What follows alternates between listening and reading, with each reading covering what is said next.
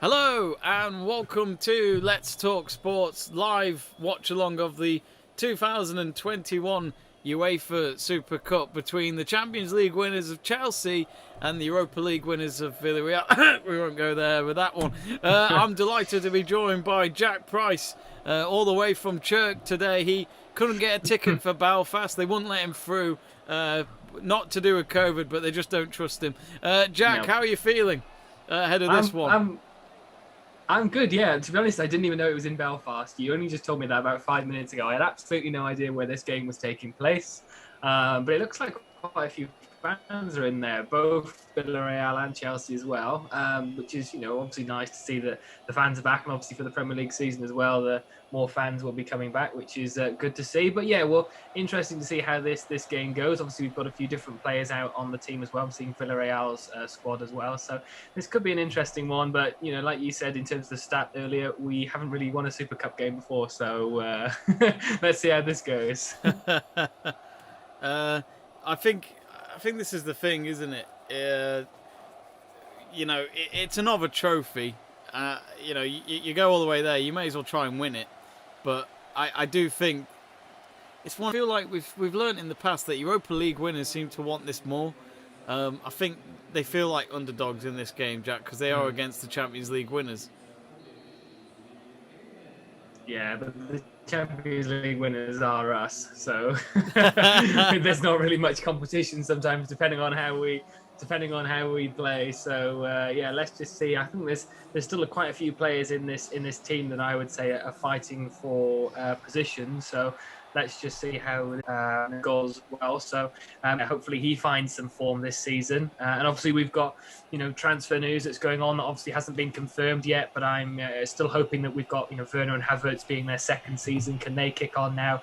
Maybe not as many excuses from myself or any other Chelsea fans to say, oh, they're still new to the league this second year. They sort of need to kick on. And we saw glimpses of that from both of them last season, especially Havertz towards the end of the season as well. So yeah, that'll certainly be interesting to watch as well. Well, we're just about to kick off here. I think Jack might be a bit ahead of me, but if that's absolutely fine, it's his team, not mine. Have you kicked off?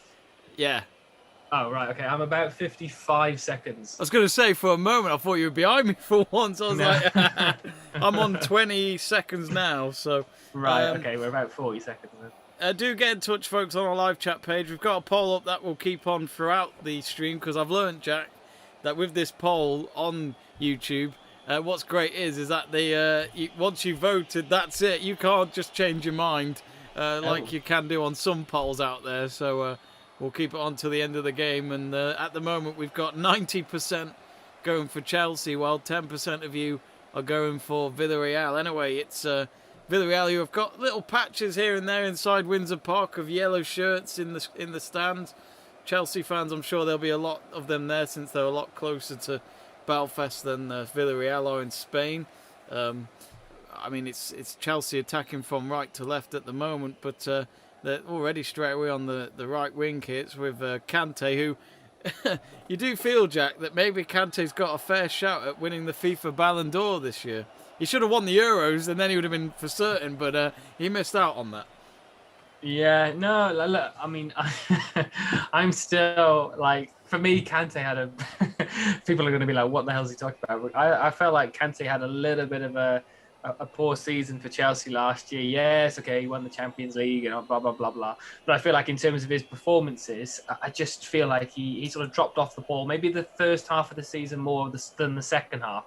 But I just feel like it maybe isn't the same Kante that we've seen since maybe the Leicester years and the first couple of seasons that he had at Chelsea, where he was, absolutely like a brick wall back there. So it's been a little bit different. Obviously, his positions are a little bit changed even tonight. He's alongside Kovacic and like exactly aligned as well. And he's a little bit more attacking. So we'll see obviously how Tuchel brings him into this year. But of course, obviously, people are only going to look at what you won last year. And like you said, he almost won the European Championship, but he definitely, of course, won the Champions League as well. So people are only going to look at his honours more than how he played in the record books. So of course, in terms of that, he had a great season. But performance-wise, it'll be interesting to see how it goes. But like I said, there's a few players in this team that are playing tonight that maybe still have their futures up in the air. Like I said, Chalabar's another one who's like a young player who we're still trying to mould in. Is he going to go out on loan? Are we going to keep him for the season?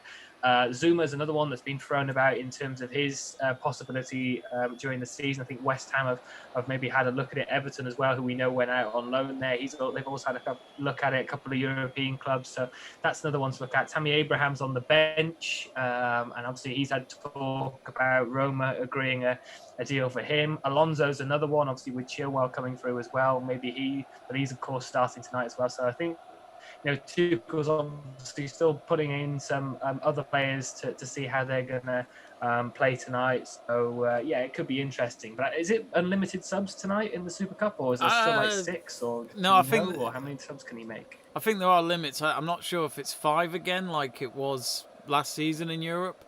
I'd have thought like the Champions League last year. Yeah, I would have thought they've got rid of that now because it's kind of like a normal season again. It's not. There has been an actual pre-season break and all that compared to last season. So do let us know on the live chat page, folks, if you do know. That would be very helpful. But we'll just see Marcos Alonso there have a late challenge on him. And, Marcos Alonso is probably counting the days, and it must feel a bit horrible looking at the newspapers each morning going, it looks like the club want you to use me to get Lukaku. I won't stand for this. And there he is on the pitch. But I think Jack, he likes Alonso, but not that Alonso. Jack, how would you feel if Marcos Alonso left tomorrow? I mean, Marcos Alonso has been a great servant, and I think you play Marcos Alonso in the right position. He is still, even at his age, and obviously, we know he can't run back, but if you put him in the right position, he's still a great asset to have at the club. But it's the way maybe Tuchel wants to play the system. But I feel like he did utilise him quite a lot last season over maybe Ben Chilwell in the second half of the season. But I think long term, obviously Chilwell's should be the left back going forward. Although there's a great run, great cross from Marcos Alonso, and there's nobody in there. This is where we're highlighting like this maybe is a position that we need. Say Romelu Lukaku, for example. Obviously, we've had a few people talked about great ball in. Marcos Alonso on the left hand side crosses the ball in on the slide, and Havertz isn't close enough. Ziyech isn't close enough. So you need a striker like Cavani that you've got at United. He may be getting on a bit, but he's in the right position at the right time to maybe just tap that in. So that's a chance from Timo Werner there. It didn't look like that was going to be a shot at all, but that was a great effort there, and unlucky from Timo Werner from the corner there. So great opportunities so far for Chelsea, but we maybe need a striker with that intelligence. But don't get me started on that, simply because we've obviously lost the god that is Olivier Giroud in this transfer window. So. I was going to say, Olivier Giroud, you're gutted about that. I know you would have been, because I remember being at the Open, seeing it in a newspaper when I was doing my press cuttings that morning and going, oh, I know one guy that won't be happy about this transfer. I think it's a shame. Absolutely. I think it's a real shame because... Oh, sorry, I've just seen the chance there for Chelsea, and that was a great save just before the game reached 6 minutes.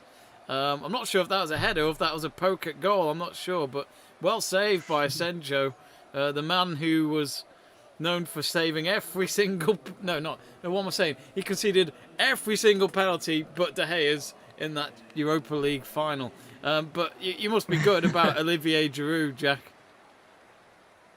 Yeah, no, absolutely. I mean, for me, Olivier Giroud is the most underutilized player that we had over the last couple of seasons. For me, he still had all the skills needed to be that main central point. And maybe that says something if you're saying Olivier Giroud is maybe the only man that we've got to utilise that position. Maybe it is something that Chelsea need to work on, but I still feel like we didn't use him enough. He was always, every time he came on the pitch, he created something. He allowed the wingers maybe to do one-touch football alongside him, and then he would turn in and be on the right position needed to if a cross came in or if there was a tap-in wanted.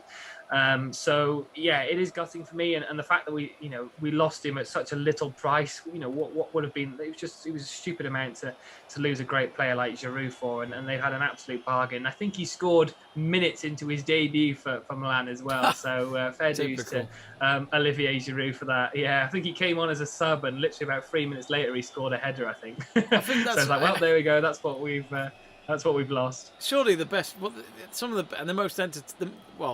best and the most entertaining strikers in the world are ones like Giroud and Zlatan and all that, who just score from anything. And you know what I mean? Yeah. Like you that can give kick them... he scored for Arsenal. Oh yeah, That yeah. scorpion kick was just a great goal. That's how to improvise. Like, I mean, Yeah. no one expected that, and I don't think he did. But it was just days after Mkhitaryan scored one like that. I remember during the Christmas period. So, Whoa!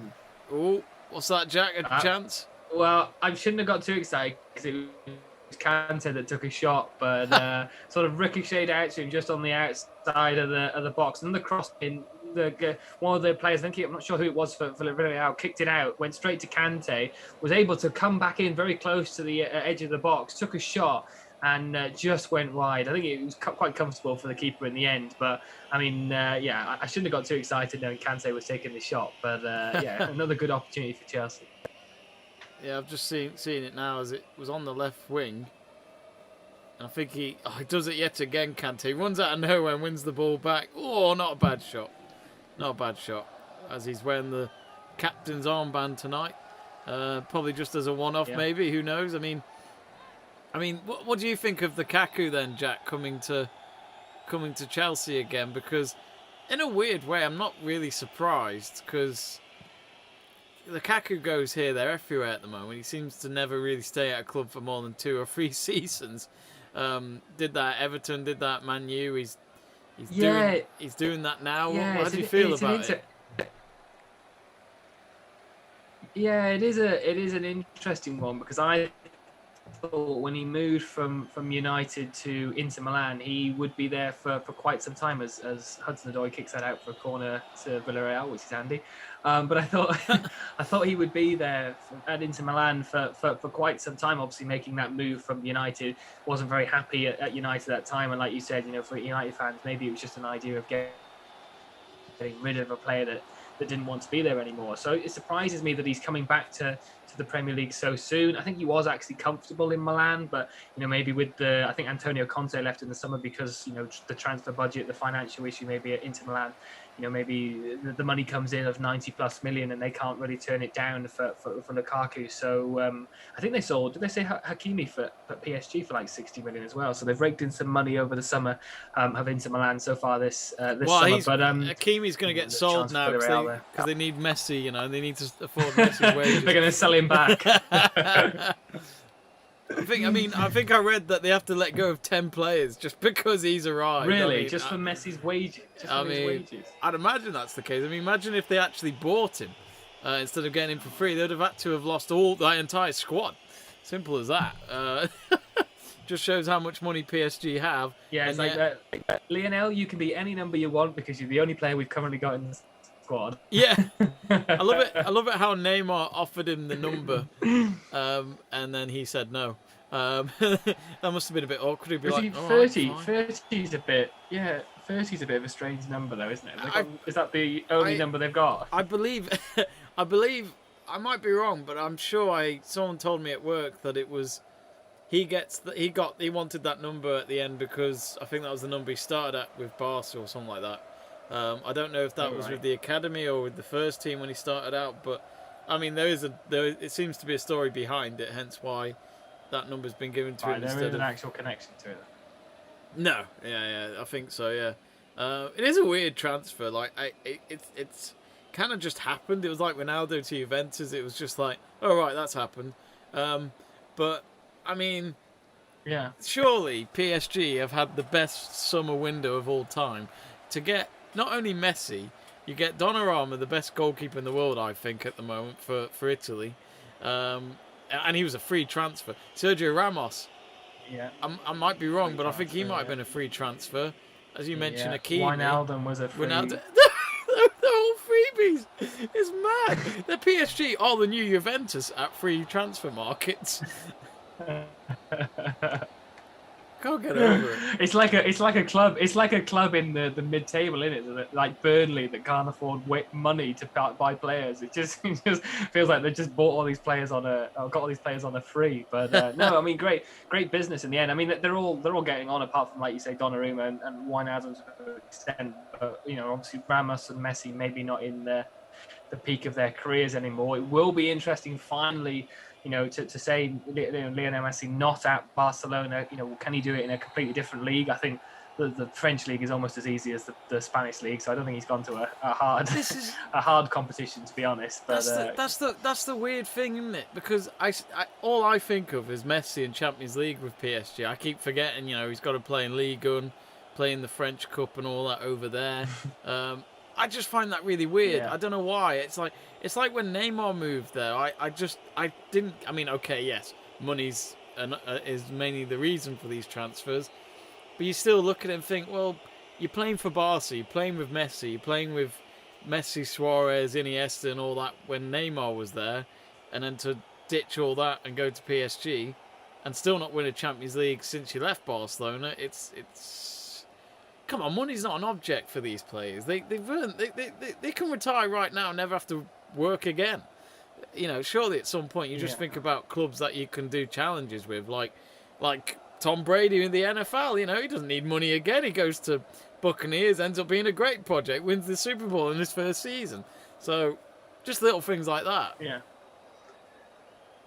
I think if I was a player like, say, Messi, and you've not really got anything to prove anymore, okay, Paris is a lovely maybe city to move to like Barcelona. But if I was him, I'd go to somewhere in the Heat. I'd go to Miami or something. I'd join David Beckham's team or something. If I've got nothing to prove, I might as well go to the MLS. It's basically the same as the French league, to be honest, and just have a nice time in the sun. That's what I would do. He's already won everything that he could possibly won. He won the was it the Copa America or the competition, like, finally as well over the summer.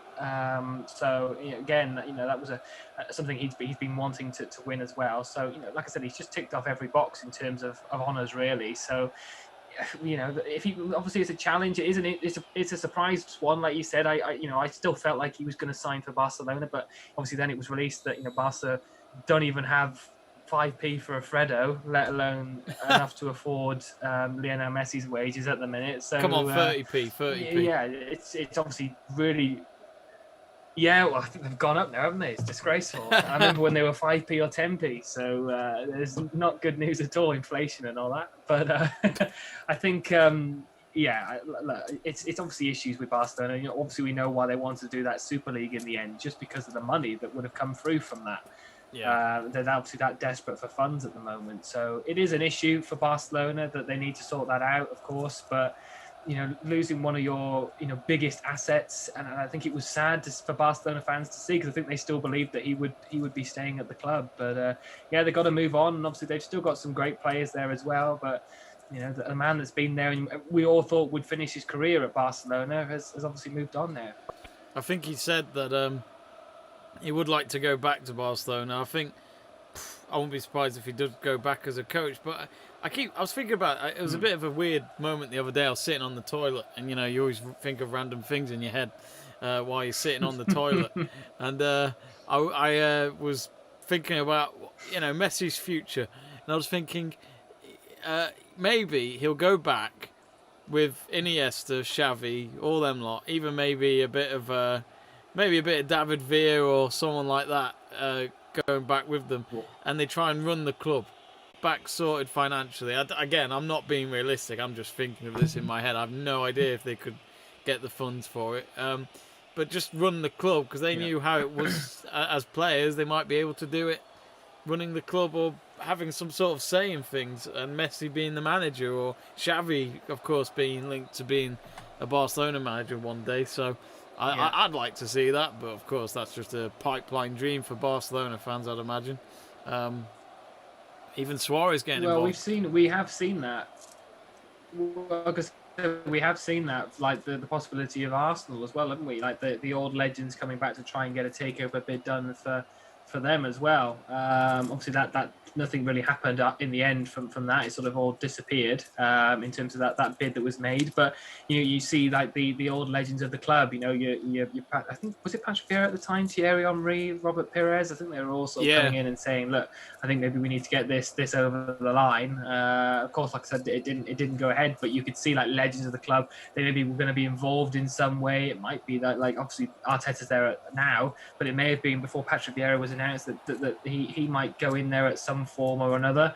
But obviously, we've got him this season coming as Crystal Palace manager, which I also thought was a bit of a surprise when that came through as well. So that'll be interesting to follow that this season about him as manager of Crystal Palace. Yeah, there's a few things going on it's not until the season starts that you start to realise, oh, he moved there, oh, he's managing them. I kind of forget all that until the season starts. So it's been some. Or go up. No, I was going to say that. Have you just sort of feel like it's rushed by, because obviously we've had the Euros for a month and then we've had the Olympics, which I've been watching quite a lot as well, and it's like, oh, the football's back on already. I know, yeah. It's been one of them summers. I said to myself, I'll have a bit of a break from watch-alongs and sports events and all that. That's just not happened. And I was hoping in between the Euros and the season I'd get a moment, but I haven't. But nah, could be worse. But yeah, the Olympics were good. I enjoyed. I watched the golf that you were doing the watch along for at that point as well, and it was like an elimination thing. So like as soon as they missed, they're out, and I was like, two of them were out on the first hole, and I was like, Jesus, this is tense, isn't it? I mean, that's what made me laugh about it, because I've got a friend called Gilles. Gilles, if you're watching, he is a Chelsea fan, but he's a big golf fan as well. And he's not. I don't think he's fussed about Olympic golf. He doesn't really approve it. I don't mind it. I quite like it because you've got some of the big players that actually do take part. But I remember saying to him that morning when it got to the bronze medal playoff, I said to him, "Imagine winning the playoff and then you realise, yes, I won bronze. I didn't actually win the thing." There were so many of them on that golf course just for bronze. Yeah. I've only, the most I've ever seen is 2 or 3 in a playoff. I've never seen 7. But yeah, it was. And when they're all awkwardly walking down the green. Yeah. Well done to Shanda. And they, like, one of them started chatting to McElroy. Yeah. Yeah, well done to Xander Schauffele for winning the gold. The US also won gold in the women's Olympic golf, but they couldn't do it in the women's football, the US. Instead, that was won by Canada, and the men's team winning it with Brazil for the men's Olympic gold in that. So those are some of your highlights from... a lot of... No, I was going to say a lot of Spanish players were actually in the Euros as well, wasn't it? I mean, that must have been something... I don't know, are they having more of a break now as they go into the season? When does the Spanish league start? Because that looked quite intense, because they went straight from the Euros, and some of them were from the Olympic team as well, and they only just missed out, which must have been gutting for them as well. Yeah, Sensio was there, wasn't he? There's quite a few. I think they said 6. Yeah, 6 of the squad were from the Euros. It's funny because I've put Paul Torres in our... Oh no, he is playing today for Villarreal as well. You know? Is he? Yeah, he's in the squad. So the fact that he's playing in that is crazy. Oh my God, he hasn't had a break at all. No, he hasn't. It's quite hilarious. But let's read some of your comments. It's currently goalless though in this game. As you can tell, me and Jack haven't spoken a while, so we're catching up on everything. Even though we've got a game going on, we've got William Bryan saying hi. Hello, William Bryan. We've got Connor Porter saying, hello, gents. Question for Jack. Who would you start in attack once the Lukaku transfer is confirmed? Lukaku. No, I mean, I have changed my fantasy league team name this season, so I've called it to Havertz Your Way. Sorry, just a noise came out of my phone. Sorry about that. Just as you say, it's just as the commentator says, Havertz there as I was speaking. So, but no, that's I've put a lot of sort of trust in my fantasy points this season in Kai Havertz, thinking he will kick on this season. So he is in there, and I think he will be playing even if Lukaku starts. I don't know how Tuchel will put the lineup in, but I think he believes a lot in Havertz and Werner. So it'll be difficult. Maybe Ziyech drops out, but again, he started pre-season quite well. So it will be a difficult one when Lukaku is confirmed. But I think if you're bringing in a player of Lukaku's quality and someone that we need as a main centre point, he has to start up front. It's just how maybe the players around him. Don't forget Christian Pulisic as well. Someone that sometimes gets forgotten a little bit. Obviously with injuries that he's had. He's another one that gets into the mix as well. Hudson-Odoi, you've got. I think Tammy Abraham, once Lukaku's got signed, will go. Yeah, but Tammy Abraham looks as though he's going to Arsenal, from what some of the lads have been saying on our group chat today. Anyway, right. But I mean, yeah, it's a weird one. How many business transfers you've seen between Arsenal and Chelsea over the years? It's normally Chelsea get the Arsenal players that are shit. So it is quite amusing.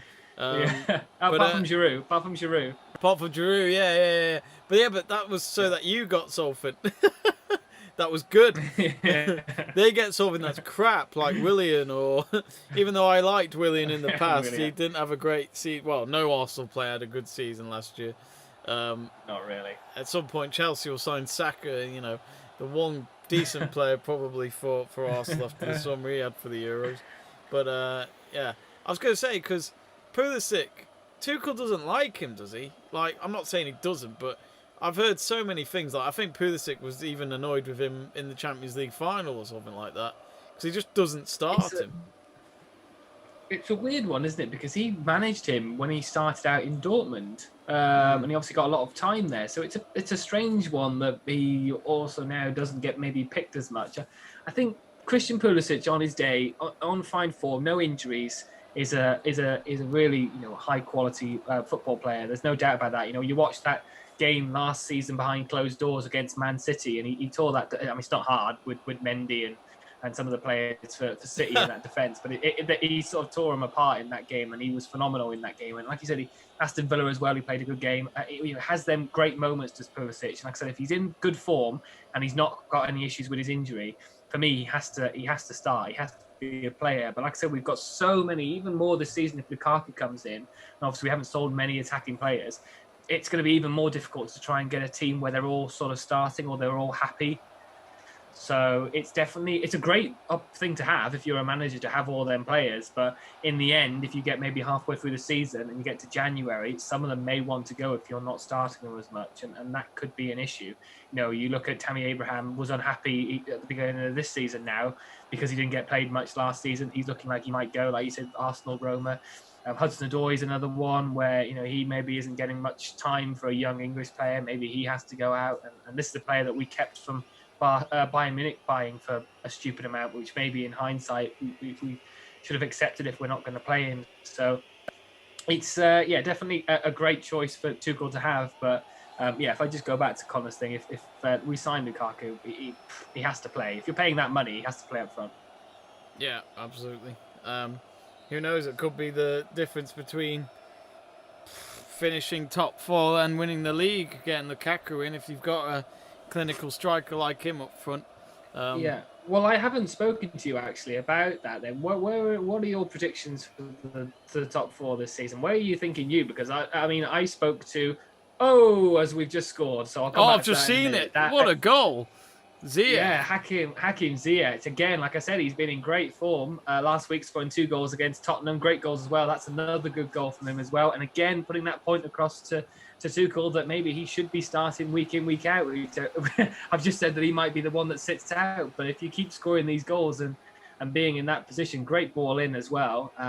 Sort of a great place for him. He's shouting to the camera, probably saying, you need to start me. But you see Timo Werner coming back off an offside position, looking like he's injured. Kai Havertz, again, great ball in and perfect positioning if you're Hakim Ziyech right in the middle there. So, yeah, good goal for Chelsea that. So, 1-0 so far. I was going to say, because, it's funny, isn't it, Jack? Sometimes the second season for newbies probably the best you'll get from them. They learn the style of the league, especially when they're new to the league. And then under 2 different managers, he's certainly shown a bit more under Tuchel than he did at Lampard. But again, he was only with Lampard for a few months, and yet Unai Emery there just screams and says, happy, bloody evening, it's not happening for me this evening. But of course, that'll be delight for Chelsea, pissing off ex-Arsenal manager. Yeah, it's always nice. But I'll just go back to that point. It looks like Villarreal are on the attack now. Just get that clear, yeah. But yeah, in terms of your predictions, I've spoken to a United fan who worked recently, and I said, they've played a very good transfer window, a very quiet transfer window. Nobody's really talking much about Man United, but they've made some good deals so far. I mean, what are your predictions going into it as a United fan this season? Obviously, everyone's still saying about Man City and Liverpool with Van Dijk and Gomez being back fit for the next season. But I mean, what are your sort of opinions going into the season as a United fan? I do feel as a United fan, Premier League, winning the Premier League, I'm not saying we can't do it, but I do have doubts. I just feel like top 2, top 3 would be a good season for us again, and then maybe a trophy, because I think transfer window we've for once we're actually doing things early. We're actually getting some business done. And isn't it funny? It's our first transfer window with a director of football in place, Dan Fletcher, and whatever his name is, Marston, who used to be at the club as well. You've got 2 directors of football then. We've got Fletcher who's underneath him, but Fletcher's kind of like going out there to watch some of the games as well. I think, right, if that makes sense. As in, I think with Fletcher, he's a lot more current with football as well, so he might have contacts and stuff like that, but. I think they've definitely made some influence where they've told, well, Solskjaer's probably spoke to them and they've gone, right, we need a centre back, we need Sancho, we need someone else or something like that. I don't know if we're done with the transfer window yet. We've been quiet since Varane. Well, Varane's pretty much been confirmed. We're just waiting for him with the shirt and all that. But he's had to quarantine, I think, since he got here. So hopefully he starts this weekend. I think he's at the end of that, isn't he? Yeah, I'll be surprised if he starts in the opening game, though, which is on Saturday, but I hope I'm wrong. But I think that's a massive transfer. To get Varane alongside Maguire, I think you've got a hell of a centre-back partnership up and coming there, because Maguire, I've always liked him. I've had little doubts about him now and again, but I've always liked the sound of him coming to United because he's an England centre-back and he's our main centre-back. So it felt like signing another Ferdinand in a way, where you have to pay a lot of money for him, but it'll be worth it. And look what he did in the Euros. He was magnificent. He was absolutely brilliant, Harry Maguire. And to have Rafael Varane next to you, I don't think you can go wrong with that. You've got Maguire that can push the ball forward, who takes up a lot of space when he sees the gap, and then you got Rafael Varane who loves to stay back. So I think when you've got that plus going Luke on, Shaw. Plus Luke Shaw and Wan-Bissaka, I think you've got on paper possibly the best defence in the league, and I'm serious. Like, Luke Shaw has been phenomenal for the last 12 months. Wan-Bissaka can tackle. The only problem is he can't attack. He's not an attacking player. Hence why Kieran Trippier, I think, was rumoured to kind of go a bit further up, but I don't think United are willing to pay the price for him, sadly. So I think defensively, I actually feel really confident for once. I haven't felt like this since Vidic was at United and Ferdinand was at United, which is a while. And I remember saying to myself at the end of last season, I said to my mate Jamie, I can't do another season with Lindelof in defence. He's just bang average. There's so many. He's still times. there though, isn't he? Or was he not? He's still there. I think I wouldn't be surprised if he did find a way out before the end of the transfer window, because you got Eric Bailly there as well. You've got a few other defenders who. Well, Phil Jones, why is he not gone yet? He's still United How is he player. not gone yet? It's been exactly 10 years since we signed him. My lord. He's literally stolen a wage. It's amazing. A terrible Fergie signing, sadly. But I just think there's nothing. I've got nothing wrong with Lindelof. It's the set pieces and the crosses. He can't deal with it in the air. And I think he even conceded something like that in the Europa League final. Oh, good save from Mendy. Yeah. That was a great save. Villarreal could have got an equaliser. Oh, it's a bit pinball. It keeps going. We've got Greg saying, hi, Jamie, just finished. I'm going to the pub to get hammered. On a Wednesday, Greg. On a Wednesday, you're crazy. I know Chelsea are playing, but... I'll say this now. Here's my theory. I mean, obviously we've signed Sancho because he's good. It's only been 4 years in the making. I know. Longest transfer window ever. I'm just glad it actually happened at the end, because I had a shirt printed, as we all remember. But my theory is this: I think we'll sign Haaland in 12 months' time. I think Haaland will stay at Dortmund for another season, and I think Sancho will have a say in that transfer to make sure he joins him at United.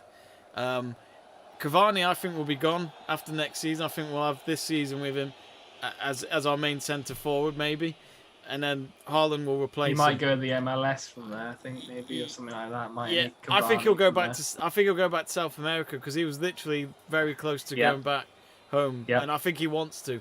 But I was thinking this, and I remember hearing that Solskjaer was saying. I was saying to my brother, surely he's got to stay at United to be and actually play in front of the fans for once. If next season is going to be kind of normality in a way. Well, it's like squeezing every last drop of a gifted player, isn't it? Like a lemon. You're literally squeezing every last drop that you can get out of a great player like Cavani. If he can help you get them couple of goals that will get you a couple of winners, 3 points that will win you win you a tournament or win you the Premier League. If that was the case, a player like that can give you a few points a season just from their quality and being in the right place. So if, like you said, if you can keep him for this full season, then that's a bonus for your team, no doubt. Yeah, absolutely. And he showed that at the end of last season, didn't he? He made so many big goals, especially that Roma game where even though there was lots of goals we scored against them, he scored a few late ones to make sure we didn't lose the semi-final, because it was a very tasty end to that semi-final leg. But yeah, no, Cavani's amazing. I watched him in Copa America as well, and I just remember it was a bit of a late night at my brother's flat, and we thought, let's watch Uruguay play. Even though I had a few beers, I just said, I can watch this guy all day long. His positioning is incredible. He just knows where the ball's going. He knows where to be at the right place at the right time, and you don't learn that. You just pick that up straight away. Paul Scholes even said it. And I just think Cavani for one more season would be great. And apparently Solskjaer said to Cavani, or to his agent, he said, stay for another season, play in front of the fans. You'll love it. And what did he do? His first game at Old Trafford in front of fans, he scored from the halfway line. So it's like... That was a great goal. Even though it was offside, it was just like, of course Cavani just scored that. It's great. We hadn't replaced a striker since Lukaku was there, and it felt like signing another Zlatan in a way. A big name up front for free. Bit old now. Oh, good God. Has he missed? Good God, Kurt. Kurt Zuma. Paul Pogba's best mate. When you get like a twitch in your leg and you kick it out, it was basically like that. He skied it over the bar. What a ball. Was that from Ziyech as well? It was, wasn't it? Yeah, from the free kick, yeah. So Ziyech, as well as getting a goal, he could have had an assist to his name there within this first half after 36 minutes. But yeah, Kurt Zuma knows that was a big chance. Because I'll be honest, this looks like a game where if Chelsea could get a second goal, I can't really see Villarreal coming back from that. We've already had Chelsea getting 3 shots on target. Villarreal have had 2 as well, but the total attempts is Chelsea 6, Villarreal 3. And Alberto Moreno finally getting told that he's not that great and actually being shown how to actually play football, which really hurt me that night when we lost to them in the Europa League final, because I thought we let that bellend get a medal. Oh, so annoying. Yeah, how did you do that? I think as well though with United, another season Bruno, you can't go wrong. Greenwood is getting better and better each time I watch him, and I'm so glad he didn't go to the Euros, because I think he would have been knackered for how young he is and all that, and I'm glad he didn't go. I think a bit more extra time on the training field would have been done the world of good for Greenwood. Exactly. He's got plenty of time to go into major tournaments. The Qatar World Cup's next year, so I very much look forward to this season as a United fan. Who's your first game? Leeds at home. Oh, Leeds. On Saturday. That's going to be a cracker. But it'll be a good game. Van der Beek and Matic, I'd like to see more of this season, because honestly we can't carry on playing Fred. I like Fred, but only because finally. I like Fred because of his commitment, but he's shit. So I want to see Fred not having to be used all the time, And I like Yeah. McTominay. McTominay's great. He's got the United blood in him, you can tell. But I just want to see someone else with McTominay, like Matic, where Matic, look, I know some people don't like him, but he's reliable. His awareness is incredible, and he can hold the fort. He can keep the ship steady if it's not going well on the pitch. And I feel like if you could get Matic there and Van der Beek involved, Van der Beek, I have a feeling might get a few more minutes this time. We'll see. But Hopefully for him. Hopefully for him, yeah. But yeah, I think United could have a really good season. I'm not going to say we're going to win the league because, quite frankly, my confidence is not that high. I honestly think we've got to see how Sancho deals with the Premier League. And I think Sancho coming in might be a good idea because Rashford is going to be out for a while because of his shoulder injury. So he needs surgery. Yeah. He's had it, hasn't he? That's why he's out so long, hasn't he? Yeah, at least 2 months. 10 weeks or something. Yeah, it's a few weeks at least, but yeah, I mean, if it was me, I would have. Well, if it was Rashford available, I'd have had Rashford on the left, Greenwood in the middle, and then Cavani coming on for him in the second half of a game, and then having Sancho on the right. We haven't seen Sancho yet. Sancho hasn't played a game or a pre-season game. So, again, we've got 2 players, sadly. We've got 2 new players who haven't played a game yet. So, that will be important. And, well, this guy's having... be brushed back in. Well, this guy's having an absolute eventful game. Ziyech, not only did he score, but he's also injured. Yeah. The one player that we've had on form in pre-season, and he's now got injured. Just trying to see what it is. Is it shoulder? What?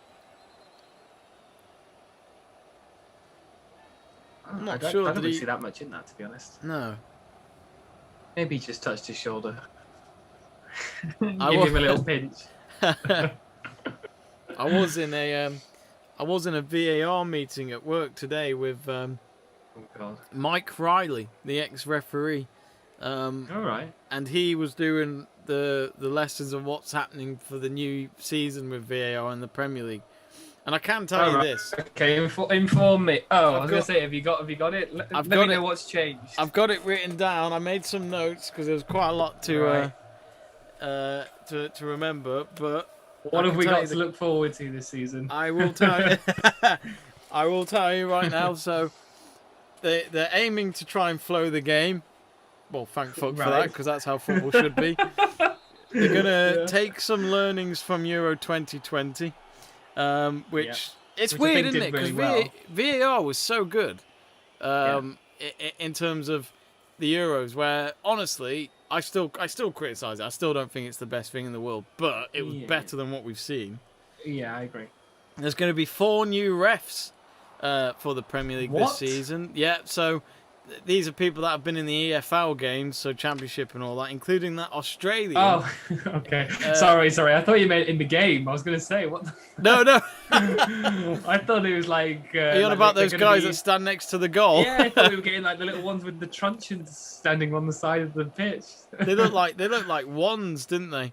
Yeah, it's like gone to the Hogwarts or something. Yeah, Regarding Leviosa. It's not looking good for Ziyech, actually, is it? He's got some oxygen or air. Oh dear. So he must have dislocated his shoulder, possibly. So that's not good. So he's out of the question for a few weeks at least, if that's the case. That's annoying for him. Just when he looks like he's playing his best in a Chelsea shirt, he's got himself injured, which is quite annoying, Jack. Because I know this has got a cup in it, but at the same time, as a player, do you really want to get injured in a game like this where you just think, long term, this is not important? Well, if you think about it, I think last year we were playing a pre-season game against Brighton, I think, and he got injured in that game as well. And it was one of his first couple of games for us last season when he came back from Ajax, because obviously he'd finished the season early at Ajax, so he hadn't had much training when he came to Chelsea last season. And I think in one of his first couple of games he got injured against Brighton, and that saw him out maybe until September period. So it may be that he's got the curse again this season, and that sees him out for at least the first couple of weeks. But in terms of that, obviously Christian Pulisic is on now, so that'll be interesting to see how he does maybe in the second half of this game as we go into close to half time now. It looks like Ziyech I haven't seen, it looks like it's coming up on the tracker thing that Ziyech is coming off for Christian Pulisic. which is a great chance for him to prove his worth under Thomas Tuchel. So the handball law has been rewritten. So they're saying that they're going to judge if the arm is in a natural position. If it's in an unexpected position, it will be a penalty. Wasn't that last year, though? It kind of was, but they did have it where if it was just a handball, it's a penalty. So they're going to review, like on VAR, they will review stuff like if your arm is completely sticking out and the ball hits it in the box, that's it, it's a penalty. I'm not sure that's a card. What's going on here? They're all surrounding the referee for that challenge. That was a good challenge. He got the ball, didn't he? Well, the card matches the Villarreal shirt. Is that what he's given? That was what? Unai, calm down. Good evening. Calm down. I mean, the ref's taken a while here, which is a bit worrying, to be honest. Like, you think he would have just said no and got away with it, but he's sort of having a little chat with his pen pals in VAR. Let's see what he gets. A yellow card. I don't even think that was a yellow card. Rudiger's looking around thinking that was a great challenge. I agree with you. I'll have a look at the replay now. Great challenge. Great challenge. He got the ball, but the problem is with this day and age, in tackling, you can't do anything. You can't tackle anymore. I hate this whole thing of, what happens after you get the ball, and I just think, who cares? Like, it's a follow through, isn't it? It's a follow through, and I know people do say you've got to be careful still, but it's like, well, what do you want him to do? Just poke it instead. I mean, I do think this is what I hate about football now, where there isn't. Well, we'll review more of these notes in a minute, Jack, because this makes it even funny. Oh no! But yeah, it looks like there's a chance here for Villarreal just before half time. We'll talk about more rules at half time, but. Tuchel's having a word with the referee. It's bad when the referee has to come over. Oh, Christ, he's booked him as well. Has he booked him? Oh, for God's sake. But this is the thing, isn't it? Like, with someone like Tuchel, he's only got a yellow card because he's complaining about a terrible mistake from the ref. Yeah. You know what I mean? The ref should book himself. Yeah. We got watch Moreno score now, Jamie, because of this. 3 minutes of added time as well. He's got a 2-man wall in front of him covering the near post. This would be typical Chelsea, this, if they score. Mendy's got his near post pretty open, to be honest. He does, doesn't he? If you could get it over that, it's a good chance. Oh, but what the hell was that? That was terrible. Just describe to me what that was. I mean, I guess it was meant to be a cross, but I mean, yeah. I do think certain angles with free kicks, it's so obvious what they're going to do, though, because it's kind of like, well, you're not going to score from there unless it's a freak of nature. But yeah, that was a weird one. But anyway, go through the rules again. Yeah, what's the funny ones then? What we got for next? I'll just let my cat out the room. I've left the door closed. Okay.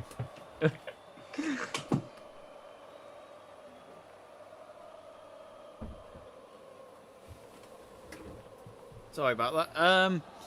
So yeah, basically they're saying that, like, if they look at VAR as well, and let's say, when a cross comes in and you're moving your arms behind you and you're just trying to move it while the ball hits the arm, right? If it looks like you're trying to hide the arm and not handball it, they won't give that as a penalty. And I like that because... I agree, but do you not think that's going to make them take longer? Yeah. Oh, yeah. Yeah. This is what I'm worried about. They want it to be free flowing, but them thinking to, is this? Oh, did he mean to do that? Or and then they'll show like 600 replays, and it'll be like 20 minutes later before they make a decision. So I get making them extra points and making that, but they were so it took them so long last year that bringing in new rules for that, I don't know. I just feel like they make them take longer. But yeah, no, I get what you mean. And funny enough, when they did these rule changes, they also had a meeting with the fan association, so this is reviews from fans to tell them what they think should be better to help improve things. So they've another thing is marginal offsides will be considered as goals. So let's say you've got like a toenail that's offside, or like a little finger or whatever, it will just be given as a goal because So Chilwell's goal against Leicester in the FA Cup final would have counted this season. Would have counted probably, yeah. And they said with these marginal offsides from last season, if it had counted, there would have been 19 goals given. Great. And that was probably including Chilwell's goal in the FA Cup My final. lord. Another one is carrying on, delaying the flag. Oh my god, did that go in? Oh! No, I don't think it did. I think it stayed out. Oh my god. They do See, that's one thing they have got right, goal line technology. That was a cracker. I mean, I know it was Alberto Moreno, but my god. Is Alberto Moreno like a different player at Villarreal or something? Is he like refound? Oh yeah, it didn't go in. Is it? Oh, it didn't. No. Oof. I mean, that was hit with some power. He was angry about something. Yeah. Oh, that would have been some goal. Yeah. And that would have put Villarreal back in it at half time. But that Oni Ebony, yeah, he's actually not looking too stressful at the moment. But yeah, half time it is. That's like it, yeah. That was a quick first half. Yeah, very quick at Windsor Park. We've probably talked more about other things than the game, but exactly, yeah. That's me and Jack for you. It's like being at a pub here. But this is just pub chat. Yeah. So half time then, Chelsea 1, Villarreal 0. Do let us know on the live chat page, folks. What have you thought of that first half? It was Ziyech who scored the opening goal and the only goal of the game, and then he went off injured just before half time, and then he was replaced by Christian Pulisic. Hence why you can't see him on the lineup on our screen. So there has already been one substitution for Chelsea that they didn't want to take so early on. Jack, Chelsea, they look good. They actually, they look the part, even after a summer break, where there's that magic of them up front. But you do sense in those last few minutes, as we saw Marino hit the crossbar. Villarreal are they're awkward. You just know if they can get a goal back, they're going to believe that they can turn this around. Yeah, the worrying thing for me, I mean, obviously we know it's only pre-season, so we'll know once we go into the start of the season. But my concern more than maybe signing people was that we don't kill games off quick enough. We did it all last season where we could have been 2-3-0 up maybe in 30 minutes of a game, and we'd go on to lose or draw. Tottenham was a great example last week. I think it was 2 errors that cost us anyway, but we were 2-0 up going into half-time, and we drew 2-2 in the end against Tottenham, which is a bit embarrassing.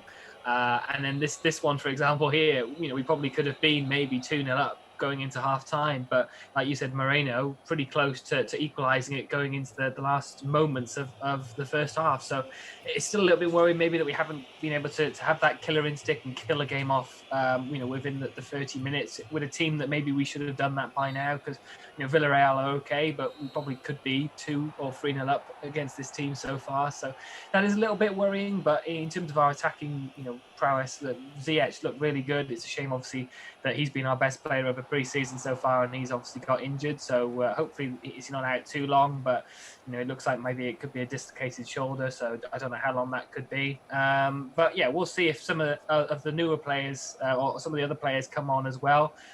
Going into the second half, and just see if they can put some minutes under their belt. But yeah, not a bad first half. But like you said, I think more pub chat about different things than the actual game itself. Super Cup, it means a lot to some people. Yeah. Maybe not us, but Yeah. well, anyway, me and Jack are going to have a quick break here at half-time, but don't go anywhere, folks, because we'll be right back for the second half as Chelsea aim to try and win the UEFA Super Cup, which I believe would be for the very first time. So don't go anywhere, we'll be right back.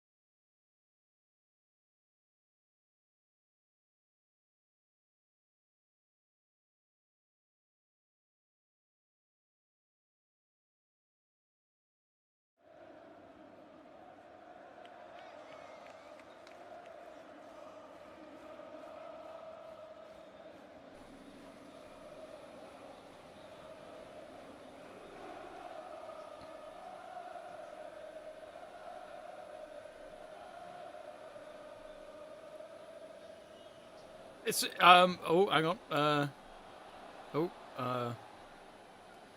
Hello and welcome back. We've just second half has just begun. Jack needing help there with BT. If you need to help them, Jack, feel free to go and I'll cover the No, floor. no, don't worry. So yeah, half time it was Chelsea 1, Villarreal 0. Instead of Glenn Hoddle and Steve McManaman as your commentaries, you've got us two instead. And there's a corner here for Villarreal. So already from the get-go there, looking for that equaliser after quite a convincing way to end the first half after Ziyech put Chelsea ahead. And it's a corner on the far side just before we reach 46 minutes. It's Alberto Moreno again. Busy man. Yep, poor Torres is in that box. He's had a hell of a 12 months. Poor Torres he's been in 2 major tournaments this summer. I was going to say, I mean, the fact he's gone straight back into club football, I mean, he must be absolutely shattered. Like I said, he's had hardly any holiday time. He's had not much relaxation. He went straight into the Euros, and then of course almost went straight into the Olympics as well. And obviously all that quarantining you have to do during that time, like from the Euros to Japan as well. So yeah, I mean. Not much time, and then straight back, obviously playing for Villarreal as well in the Super Cup. So yeah, I mean fair dues, but he may get halfway through the season and wish he's had a break in the summer. I mean, I know the Spanish league do have one over the Christmas, don't they, for a couple of weeks? But Yeah, Germany have a winter break. I think Spain do as well. Of course, Germany have a proper decent winter break. Yeah, it is a dislocated shoulder, isn't it? yeah. For Ziyech, so maybe a couple of weeks he should be, but I'm not really sure. But dislocated shoulders aren't as bad as they. I mean, he's not a goalkeeper. That's the main thing. He just needs to use his feet. Even if he handballed it right now, he wouldn't feel it. He wouldn't know.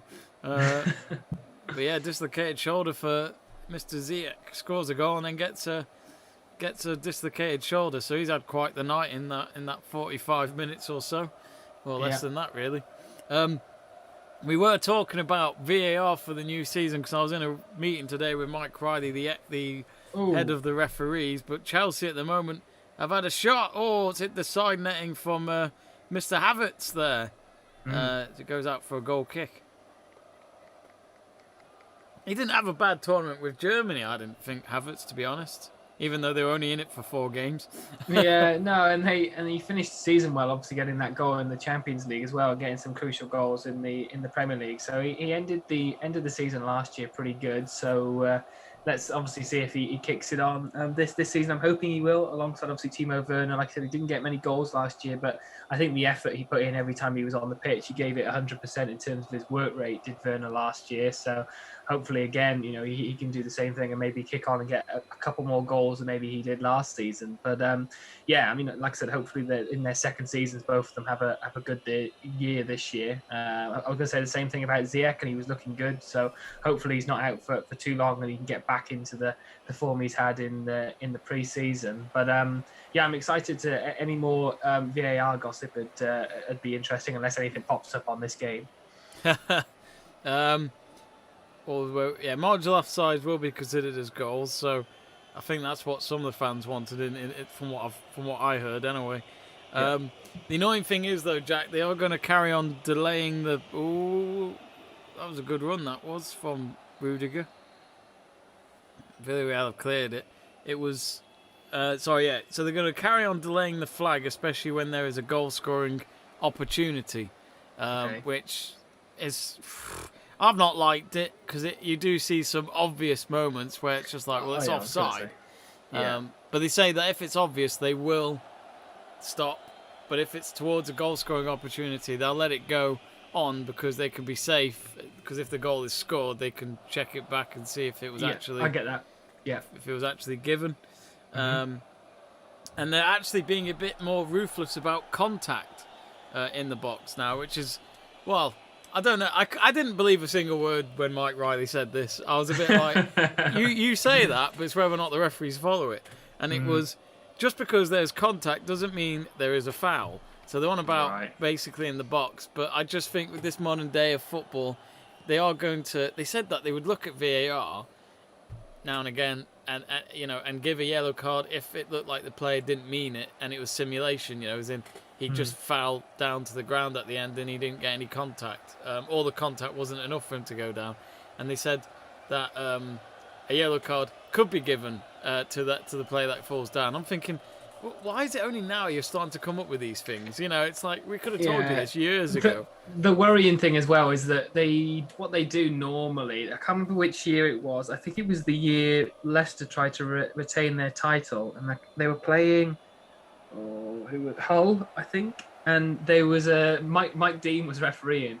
And they said something at the start of the season where they said, this rule came in, and this was the first game of the season, and they gave a penalty for whatever this new rule they came in, and like over that course of that weekend, they were doing so many penalties because of this rule they brought in. Switched to maybe 5 games in, the same challenges were happening and they weren't giving penalties. So it's like the ref, they do it, and then for the first couple of games, and then after that, they just sort of forget the rule that they brought in, and that always seems to happen. It doesn't make any sense. They'll say, this is the rule this season. They'll do about 5 games of doing to that, and then they'll just forget about it. So I think that's something, if they're going to change rules or they're going to tweak things, it does have to be consistency. And I think that's the thing this season, and something we did see maybe. That was a slip on goal kick. This could be. He's hit the post. That was so lucky. Oh, that's a relief for Mendy there. I was so lucky. But yeah, you're right. He just slipped when he made the kick, which when that happens, the ball can go anywhere. And for Chelsea, they could have been back at 1-1 with Villarreal there. But I just it's a weird one. But like they say that VAR will be also just for Premier League teams in the FA Cup third round and onwards. They haven't made a decision yet that if like a League 1 team or League 2 team got to the quarters or beyond, would they have VAR at the ground if they're hosting the game? They haven't decided that yet. That'll be in the next few weeks. And then they said, for the League Cup as well, up until the quarterfinals, at least until VAR's a thing. But it's a weird one. I maybe not much major changes there, but as you'd expect, I was happy when I heard that they took learnings from Euro 2020 because I think they had to. I agree. Yeah. I mean, they said that. Who'd you call it? They had Mike. No, not Mike. They had Anthony Taylor out at the Euros, and also I think it might have been Michael Oliver. I think yeah. So they were out there. I'm sure they had an input to say. But yeah, the 4 referees that have come from the EFL to be promoted to Premier League for this season, one of them includes that Australian that was known for having his mic in that A-League game where they recorded everything of what he said to the players, and it was his last ever A-League game before he moved to England as a referee. So he's done all right for himself. He was in the EFL last season. Now he'll be doing the Premier League. So dreams do come true for some. But is that alongside the ones they've already got? No, none of them are retiring or anything. They're just putting some more in there. So Lee Mason's retired, hasn't he? So he'll be. Oh, is he? He'll be working in the VAR room more now. He'll be the first man for that. But I didn't hear of any other names. But so they've got 4 more coming in. Good. Maybe they're just mixing it up a little bit. I like the fact that we got that Australian. I'd like to see how he does because I'd like to see him mic'd up. Yeah. He's probably still got it on from that game. But yeah, to be honest, if it was me, I would. If you were part of the content team of the Premier League, especially if you're running the YouTube channel, if you can't broadcast it during the game, if you can't broadcast, Mendy saved it, didn't he? Oh, yeah, it was a good fingertips there to put it to the post. So actually, good save. It's funny, Benjamin Mendy's one of those where... Oh, no, it's not Benjamin Mendy, what am I saying? That is one of those. But he's one of those that last season, when he started out, he already made some good saves, and yet people were criticising him. And I thought to myself, I don't know much about this goalkeeper, but he looks fucking better than Kepa. Yeah, I think that was... The only thing is that there wasn't... it was like a signing that didn't get much hype. So I think pressure was on him because people went, oh well, it came from somewhere that people really didn't know. So I don't know, like the pressure was on him in a completely different way to say like Kepa, for example, who had the pressure on because of his money that obviously Chelsea had spent on him. I think Mendy's was a completely different one. But I agree. I think he made some good first impressions as the goalkeeper. And he's been there ever since. I think there could have been opportunities where we'd signed other players, like other goalkeepers. I think, like you said, Donnarumma was on a free at some point, so there was the possibility that somebody could have signed him. That was a great. Who was that? Was that Chalabar? It was great defensive. Yeah. Although the only worrying thing now is that Villarreal are starting to pick up in this game. They're playing just like they did in the Europa League final. That kind of spirit where you think. They just seem to just do so well together. They're not individuals; they are a team.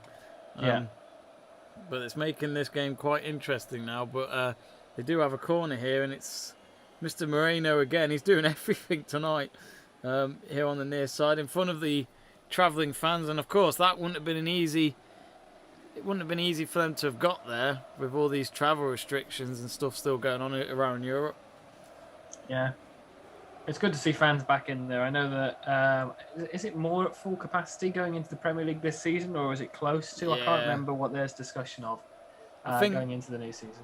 I'm not sure what the percentage is, but yeah, it's. I mean, there was United Everton game on last weekend, and he, was it? Sorry, the United Old Trafford. It wasn't, even though it wasn't full. They made sure like the stands that were in front of the cameras were full, nearly. Yeah. Just so it looked good for the telly. And I think the Sir Bobby Charlton stand was still closed, but that's where the media and all that can still sit. It doesn't matter. And it looked good. Like it was like it was just like wow, some noise back at Old Trafford, amazing. And they saw Bruno Fernandes free kick. That was an absolute cracker. Greenwood scoring as well. So yeah, I still can't believe Rafa Benitez is managing Everton this season. I keep forgetting that. Again, this is what I mean. I have to wait until the season starts so I can kind of note it down and go, all right, so he's there. Okay. Yeah. But yeah, it's. I think there is going to be some sort of capacity. We're nearly there. I'd say we've got like 1 or 2 steps left, and then you've got a full capacity stadium again. But I'll say this now: we've got to move on.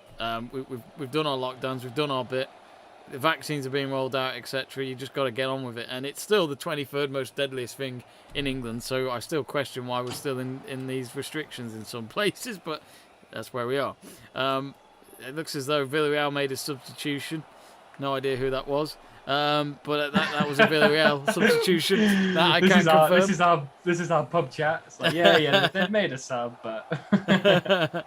We got Stuart Davis saying... I do like that Australian referee. He's always open to do interviews after the games too to explain his decisions.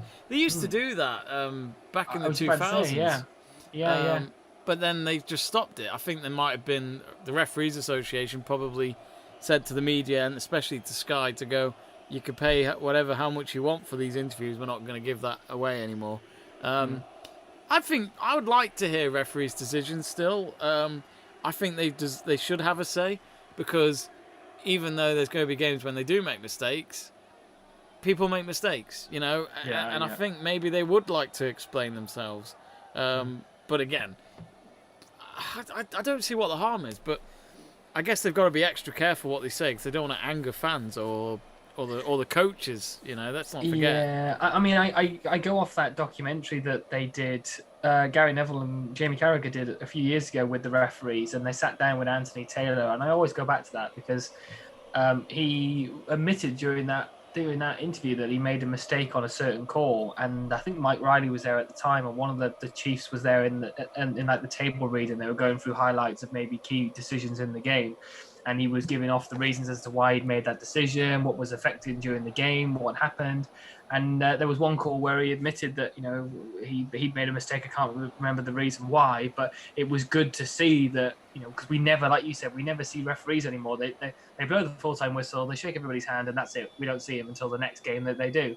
And if it's a key decision, obviously we have interviews from the players, we have interviews from the managers, we have interviews from the pundits. Everyone gives their opinion, but obviously the person that made their call, which is the referees, and we don't see them until they start a game, the next week or whatever. So watching an interview like that was quite interesting, because even if it was your team and he say, oh, okay, I made a mistake on that error, at least we're actually getting an input as to maybe why he even thought about making that decision wrong or not. We, like you said, we don't get that. So it would be great if we had something like that, even if it was like a couple of weeks delayed. And obviously, there's nothing that could be done about it. There's nothing that could be done anyway. But maybe if we had something that would be interesting. But like you say, I don't think they'd ever bring it back, because they wouldn't do it to the pressure on the refs. So. Especially with social media these days being so ruthless, exactly. And that's what I fear. I mean, I haven't told Jack this, I haven't told many people, but I've deleted social media off my phone. I took Instagram off, Facebook off, Twitter off in the last 2 weeks, because I quite frankly cannot be doing with the bullshit we see online these days. It's getting worse. I mean, I don't think it's getting any better. I think it's getting worse. It's been reported on the news. Like Saka, Rashford, and Sancho got those racist abuse, and I just think, do you really think they need that after what happened in that final? Losing like that is enough. When you miss a penalty for your country at your home stadium in front of the crowd, I think that's enough to deal with. And then you turn your phone on, you get all that abuse. I mean, Jesus Christ, grow a fucking pair. You're not going to say it to them in front of them, are you? But you're going to say it on a computer because there's a wall there. I mean, my God, it's really sad. It's absolutely pathetic. But I think the worrying thing was, and I saw comments underneath it when was it yesterday or the day before, when the social media companies could tell you where the majority of them come from, but they couldn't do anything. They didn't do anything about it. Yeah, it was like, how does that work? How can you know where they're coming from? But and it was like the majority of it came from the UK, and I was like, well, obviously it would, because it was an England final. Yeah. So unless like people are just like doing it because that they're arseholes or they're racist or whatever, then and they're doing it from a different country then. But you would expect the majority of it would have come from this country or England because of what happened. But like you say, it's completely stupid why you would do that. You're never going to say it, like you said, to their faces. It's just abuse at the worst kind. But I don't understand how like social media companies can say they know where it came from, but they don't do anything about it at that point, or they haven't got anything to stop these people from ever creating an account again, or something like that. There's something needs to happen. I don't know what, but I agree with you. I think it's getting worse in terms of how people are able to do it, and I just think it does need sorting. So yeah, I agree. I think as well though, like they say where the locations are. I mean, I might be wrong, but I'd imagine if you use a VPN, you can say you're in Mexico, and then this is the thing. This is the thing, isn't it? Yeah. I do think though, I think from now on, social media should be, if you sign up, or even if you have a current account, I think they should do checks. I mean, I know it's privacy and all that, but I do think if you really want to narrow it down, I think you should provide a passport or proof of ID, all that stuff, so that they've got that info, even if it's not on your account, if that makes sense. So, like, you can have a stupid name like Price is Right, or something like that instead of Jack Price, but they've got all that. But they've got all that info in the database or something like that. I'm not saying it's a must. I mean, to be honest with you, I'd probably say no to it. But I just think if you're trying to narrow it down, you can't go wrong then, in terms of you've got all that info with the police and you can find them. But again, when does it get to a certain point when it is, not assault, kind of online abuse, but like you can read some tweets and it could be a joke. It's like, I'm not having a pop at him, I'm just having a joke. So it is a complicated situation. I don't know if we'll ever sort it out, because online abuse has been around ever since online internet was a thing. So it's not like it's new. It's just something that keeps happening when a celebrity does something, people aren't happy with them, at least. So yeah. But anyway, back with the game, and we got Chelsea making a few changes here. Jorginho, don't really want to talk to him, even though he missed that penalty. I have agreed. Emerson's there somewhere as well.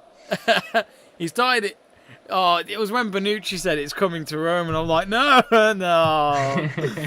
And then You knew that was coming though from someone, didn't you?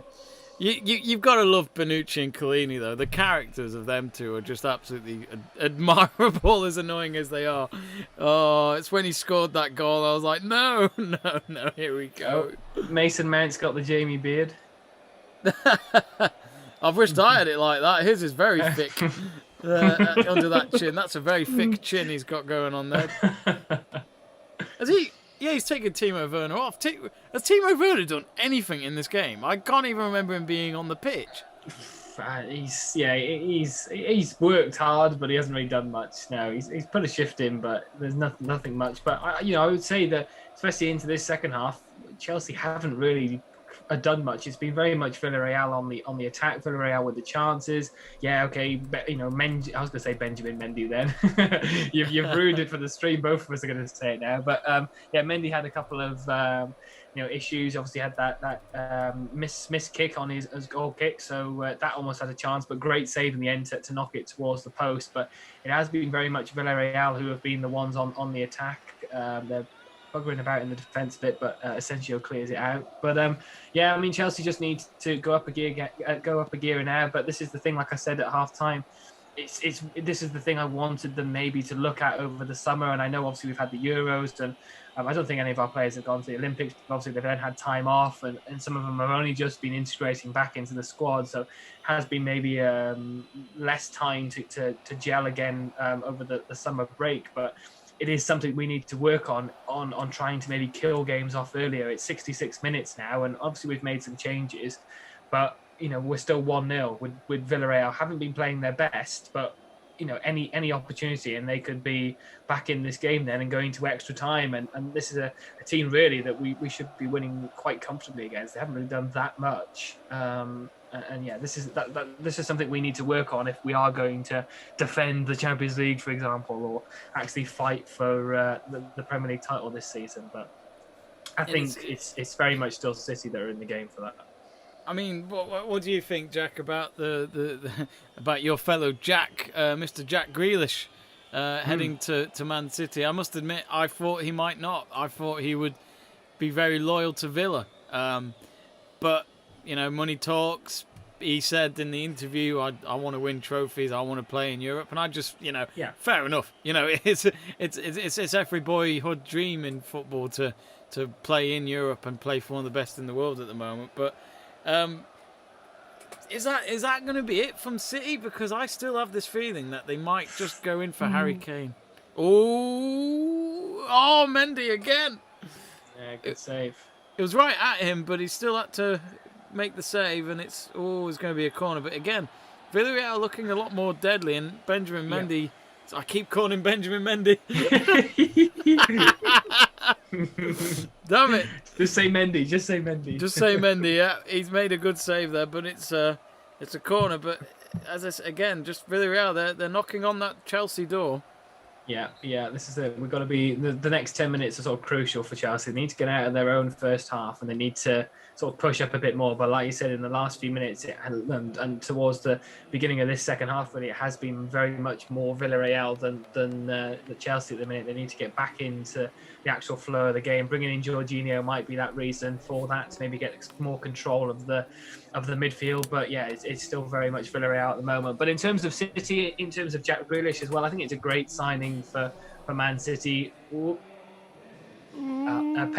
Pep Guardiola, I think, has always admired Jack Grealish from this time at Aston Villa, in terms of watching him play there, and I think also for Aston Villa, ultimately, he is a fan of the club. He is worked his way up on that, brought him back up into the Premier League, but it's 100 million at the end of the day. Aston Villa are not going to turn down 100 million for the player as much as they want to keep Jack Grealish.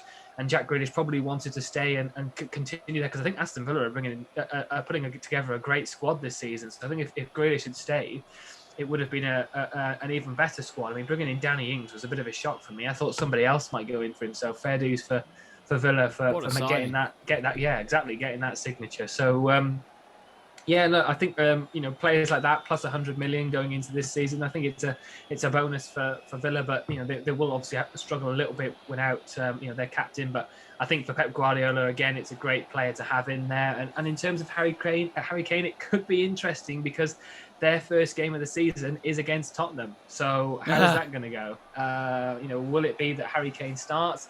I think it will be. I think he will, obviously start for Tottenham. But I think the transfer window is at the end of August that it runs to. So we could see it, keep going for a little bit longer in terms of the Harry Kane saga. But they've already spent 100 million, Jamie. Spurs want 100 plus for Harry Kane. I mean, are they going to be able to do that? I mean, they are City, so they probably could, but they will need to offload some players surely before they do that. I think as well, originally it was 160 million that Daniel Levy wanted, which is no surprise. It's Daniel Levy. He will let go of players at a certain price unless he'll make sure they stay. He's a good businessman, whether people like it or not. He is very good at that. But I think it looked as though, from what I was reading, they were happy to be a bit open-minded and go towards 120 million. And I think because Man City were like 40 million off it, I think Tottenham have looked at it and thought, look, there's only one team that's going to get him this summer if he leaves. It's Man City. Because who else wants him? Let's be honest. Who else is going to spend that? Honestly, I would have said a year or two ago, maybe Man United in terms of interested, but I don't think that's going to happen. There's been no interest. Now you spend that money on Sancho as well. Yeah. I mean, I know you've got the money. It's probably to pay Harry Kane, but when you've already done a huge signing like that, I think sometimes there's a little bit of apprehension as to make another big signing like 120 million plus for Harry Kane as well. And if you've got that ambition, and hopefully Darren Fletcher's got the same one of maybe getting Haaland next season, then they won't want to spend big on Harry Kane. And I think you're right. I think City has to be the one. I really think Haaland's going to be a United player. If it wasn't for Lukaku going to Chelsea, I would have said Chelsea United are going to, bid for him. But I think it's all set for United to get him. City have got again, City could still look into Haaland. There's a chance there. His dad used to play for Man City. There might be that old link up. And again, if Man City win the Champions League next year, for example, then it's all set for Haaland to go for it. Bayern Munich want Haaland. They've made that clear in the last week or so. Because I think he could be Lewandowski's replacement.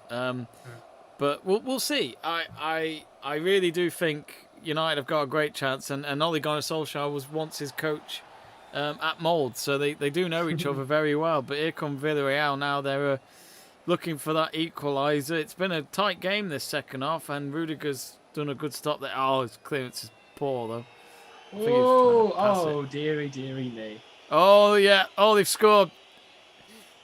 And it's the number 7 man who's found the net. And just like they have done throughout Europe last season, they somehow hang in there and they're in the game still yet again with 18 minutes to go. And I'm annoyed because I didn't want extra time. I didn't want extra time. But Jack, Emery's having a good evening all of a sudden. Well, I think that is Jamie Gerrard. And he has been at the Euros and at the Olympics, I think. Oh, really? I think so. I think it is him who scored. Oh, it's Gerard Moreno, isn't it? Did he go to the Olympics and the Euros or not? Am I lying? He was definitely at the Euros, but I don't know if he was at the Olympics. Which is mad because they only left Japan back on Friday or Saturday. No, the final was on Saturday. So they've that's what I'm saying. They haven't had any time off, if that is the case. So 1-1 with 17 minutes to go, but. Yeah, Chelsea just lost their spark since Ziyech left, I feel. Yeah. Does this game not go straight to penalties? You see, I was thinking that the other day, Jack. I was thinking, because there's a long season ahead. Who really cares? Well, this is it. It's like, I think they do that with the Shield. I think the Shield, it's normally straight to penalties. Yeah. I don't know if this one is. Yeah, it is Gerard Moreno. So, wow. Yeah. So, Gerard Moreno's got the goal. We'll have to check. I'll check in just a moment if he had anything to do. I'll check if you want while you're right. Yeah, Spain don't rest.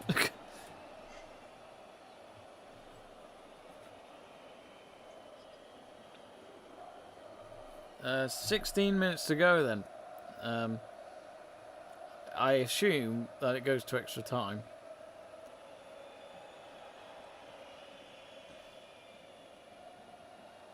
Ooh. Oh, Rudiger's... Well, Rudiger's won the ball back just then, which I'm sure he'll be a bit annoyed with the fact that he tried to play a ball quickly out and then it was intercepted and then led to a Moreno goal. Might be. Let's say there was someone called Moreno for him. There's still 83% of you going for a Chelsea win on our poll. Villarreal, it's 17% of the fans vote. William Bryan says hello. Hello, William. Hope you're well.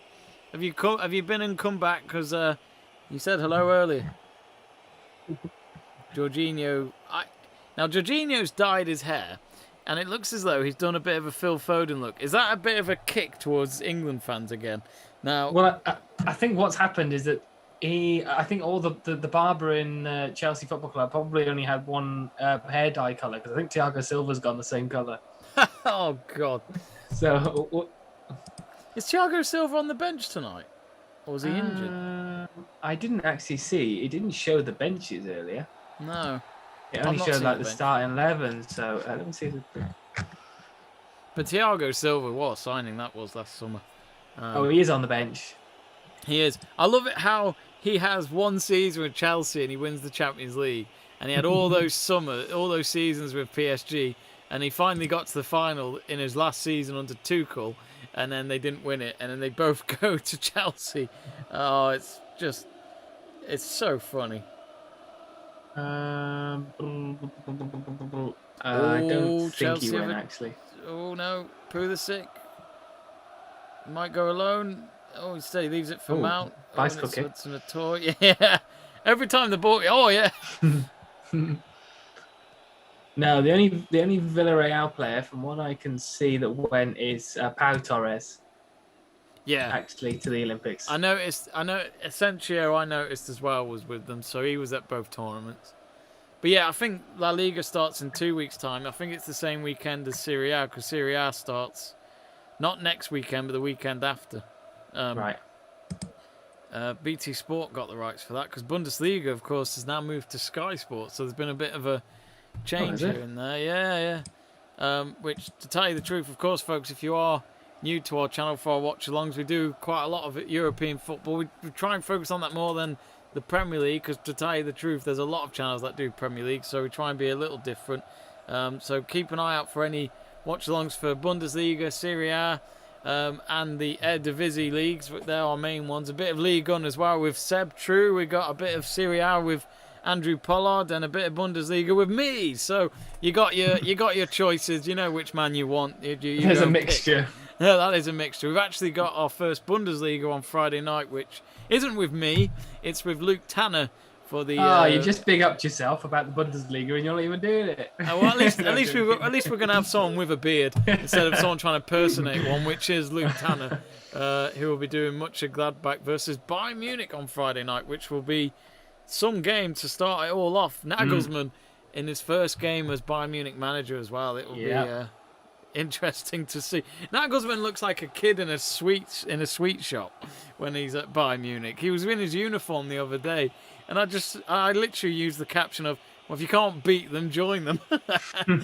Couldn't do it with Leipzig, but in all fairness, what he's done for Leipzig is pretty brilliant. And Nagelsmann actually worked under Tuchel. He used to be a scout for Tuchel back in the day, so right. You know, Nagelsmann's only 33, 34. It's quite incredible what he's done. You know, I know Andre Villas-Boas was a manager of Chelsea around that time, and I know some people criticise Andre, but I have a lot of admiration for people who try and have leadership at that age. I think it's quite incredible that they can deal with all those fans and media and pressure at the club just to go and do that. I mean, it's I certainly haven't got the balls to do that, but they have. No, I think it's also when you try and change the philosophy at that young age as well from a football club. Say you go into it and you decide actually you feel like it's a better way of going to a different style of play. You've then got to implement that. You've got to get the players on board. And I know that maybe didn't work out for Villas-Boas at Chelsea because he could try and get rid of all the star players at the same time. There was a game when he benched. Did he bench Lampard, Ashley Cole, and Drogba? I think in one game, and they were all on the bench did he? for Napoli. Was it against Napoli? It was definitely Lampard and Cole were on the bench. Was that like in the first leg or something? No, it was a. When did he get sacked? Like I think 3 we played months Napoli before, again. So I don't know if it was the round of 16 of the Champions League Oh, or round of 32. Yeah, they were on the bench, but they weren't injured or anything like that. He just benched them, and then I think he got sacked after that. And obviously Di Matteo played them all, and they obviously won the Champions League that season. But I understand that philosophy that he was going for, but I think doing it all in maybe one go didn't help for him. I don't know where he is now. Is he? He's not at Marseille anymore because he left. No, I don't think he's got a club. Unless I heard, he was in China, wasn't he, at one point? Yeah, I don't know where he is now. To be honest. I think he had real problems with Marseille at the end of it all, from what Seb was telling us. Seb's kind of because he lives in Switzerland, it's a lot of French media in that area, so he gets a lot of French football insight compared to what we. I think he just left, didn't he? Yeah, I think he just stormed out or something. I think it was quite badly ended really badly. Yeah. But there's a couple of Villarreal players that are on the ground. But here he is, Mr. Cesar Azpilicueta. What a man, what a legend he is for the club. He's been at the club for at least 10 years now, and he's won everything. Big Dave's coming on. Big Dave's coming on. But he's won everything. He's won the Champions League. He's won the Europa League. He's won FA the Cup. Premier League, FA Cup, League Cup. He's won them all. Just not the Club World Cup. Or the Super Cup. Or the Super Cup. Of course, that's what you've got to look forward to this year, Jack. The Club World Cup as well. Which, of course, that was meant to be a new format, wasn't it? 2014 format, which was the summer that has just gone. But they had to move it because of the Euros having to happen and Copa America and all that instead. Great. Do we really care? I know. They were going to do it for one summer with 2014s, which I like the sound of it, where it's actually something at stake. Not you're in the semi-finals and you've just got to win 2 games and you're the world champions. I get it. I get it helps FIFA with money, I guess, but they'll make more money from this idea. But the problem is the UEFA delegation team stormed out of the meeting saying, "When are you going to do it?" They were challenging them, like thinking, "We haven't got the fucking schedule to do that."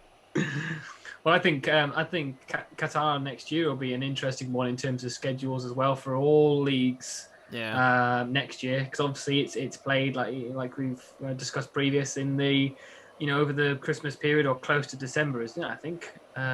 Yeah, I think it's because it's November to literally 3 days before Christmas.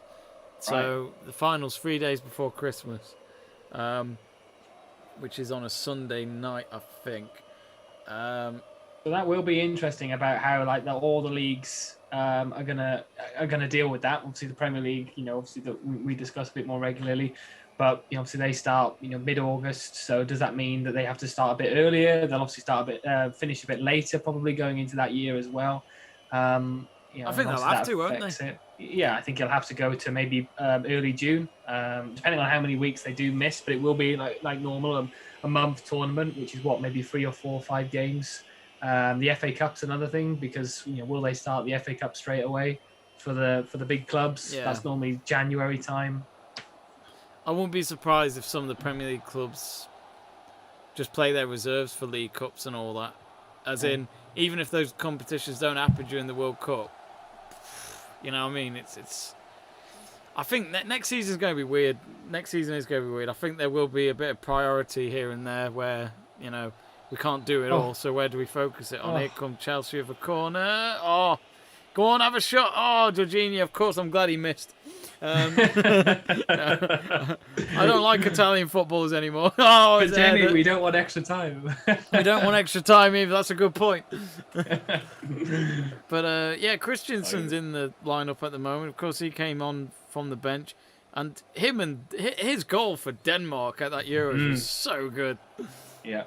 I mean, Denmark obviously after the incident they had with Christian Eriksen, obviously that rallied them, and they were a solid team. I mean, against Wales, I think Wales were out of their depth that game, but they finished 4-0 in the end or something. It was a 5-0 maybe or something. It was a clear win, and obviously a depressing day for me being a Welsh fan watching that game with a little bit of optimism. But they were just a completely well-oiled machine. They were that day, and they were fantastic. And it was great to see them get as far as they did. And obviously Christensen, like you said, played a big part in that. So hopefully he brings that into this season. I don't think there's any talk at the minute that he would be leaving. I think he's still part of Tuchel's plans. So I mean, like I said, he had a great tournament, and as much as it pains you to say it, Jorginho had a good one as well. Emerson had a good tournament. Obviously for Italy winning it, but I think overall they had good performances as well. So not too bad. And obviously, Mount had a decent-ish tournament, but I think winning the Champions League and then getting to a final of the Euros for England is only going to help you as well. But a little bit disappointed obviously for Chilwell because he went all that way, and I don't even know if he kicked a ball in the Euros. No, I don't think in the friendlies. I think, but not at the Euros. I don't think. No, I think he started the first game in the Euros. Because Luke Shaw didn't start in the first one, so I think Chilwell was your main man in that one. And I remember raging, thinking, "How did he not play Trippier left back?" Oh yeah, sorry, yeah, no, you're right. Yeah, I love it. Like it feels like a long time ago now, but at the start of the tournament, that first team we put up against Croatia, I was thinking to myself, Southgate, what the fuck are you doing? And yet he gets us to the final. But that Italy team was so good, weren't they? Like they were a team. It wasn't individuals, but it was also the fact that it does help to have someone like Chiellini in there with that leadership and experience and character, along with Bonucci. They get under your skin and they love it. And Donnarumma in that penalty shootout against Spain and England. I was scared just seeing him. I was thinking I would not like to go against. He's big. He's massive. But no, to be honest with you, I was gutted we lost, but I was happy for Italy because Italy have had a shit time just like we have. And they were the first nation ever to win Eurovision and the Euros in the same summer. So well done to them. That's a stat. Only the one that I would say. Have they, going completely off topic, have they announced where they're doing for Eurovision next year? Have they announced City yet or not? Apparently it's in Turin. Oh. Yeah.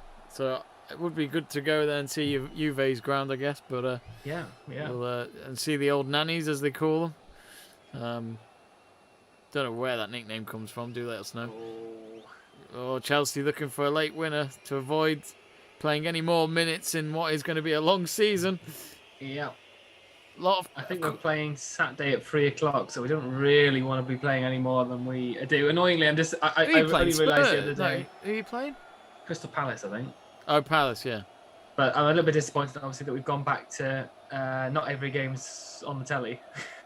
So our first game of the season is not on the telly to watch, so that's a bit annoying. I must admit, I honestly thought they were going to stick to that. Maybe not every game on the telly, but at least schedule it so that one game's on after each other. But when you think about it, before last season, save. I think he's offside. He looked offside. Asenjo with the save there. Oh yeah, he's miles off. Don't need VAR for that. Nope. Mike Riley. But it was. What was I saying? Yeah, I think the reason why they've stuck back to the old thing was because in England we don't get. For any of you who don't live in England, we don't get all the games broadcasted. It's the 3:00 games are the only ones we don't get, and they're the ones. Isn't it? It is annoying because I do think it's in our country. We should be able to watch all of them on our fingertips, basically. But no, they've always had this rule where they want to get fans into stadiums. But I'm thinking, we're a footballing nation. People still go regardless, whether it's on TV or not. So I don't know what their point is there. I've never understood that. But I think it's just an excuse to not show them all. And that Sky and BT only get a selection of games and not the whole season. So yeah, I feel like Amazon should have maybe got a bit more this season, maybe. So maybe they got the odd one. Yeah, because they only get like Christmas games, don't they? And yeah, I always feel like they're hard done by. Yeah, and imagine how much they probably spent just to get that. To get them. Yeah. Of course, this is a company that had a guy sent to space recently, so they must be doing all right financially. There's a good, going off topic again, there was a great video I watched yesterday of Elon Musk doing a tour of his SpaceX. It's a good 2-hour video, but it's bloody breathtaking, I'll say that. Genius. Well, some people don't like him, some people do, but he's making space very different, and it just shows that private money can get you a bit further than what NASA would have done with their funding. Yeah, I mean, absolutely. I think NASA are doing a launch maybe next year, I think. You've been, haven't you? You've been to Yeah, I've seen the launch pad that obviously SpaceX use as well. I missed a launch by a week. So that was that'd have been cool. Yeah, I obviously saw the launch pads there, but like you said, NASA haven't done like a main launch for almost a decade, I think, or just over. So the fact that people have been able to maybe go and watch one and see information about space has been, huge. So I think SpaceX, like you say, as much as maybe people love him or hate him, that he has brought stuff, for that industry. So yeah, that's always good to see. But I love how we've gone off topic to space with this with this game that we're watching. But that's space. That's the word of the day. If somebody's just tuning in to one of our watch-alongs, this is, especially when it's just me and Jamie, this basically is what happens. We just sort of ramble on about everything. So. Yeah, and this game importance isn't as big as the game will be on the weekend, that's for sure. No. Of course, there's a few big games this weekend. You've got Man United playing Leeds. You've got Brentford playing Arsenal, which I think would be a cracker. Brentford hoping to... That's Friday, isn't it? Friday night? It is, yeah. So Brentford will be hoping to... start off on a flyer in their first ever game in the Premier League. That should be an easy win for Brentford, really, shouldn't it? Let's be honest. Villarreal knocking on the door for this late winner, but it's gone straight to the hands of Mendy. But a minute and a half gone of stoppage time. I think it's extra time. I can't remember the last time a Super Cup.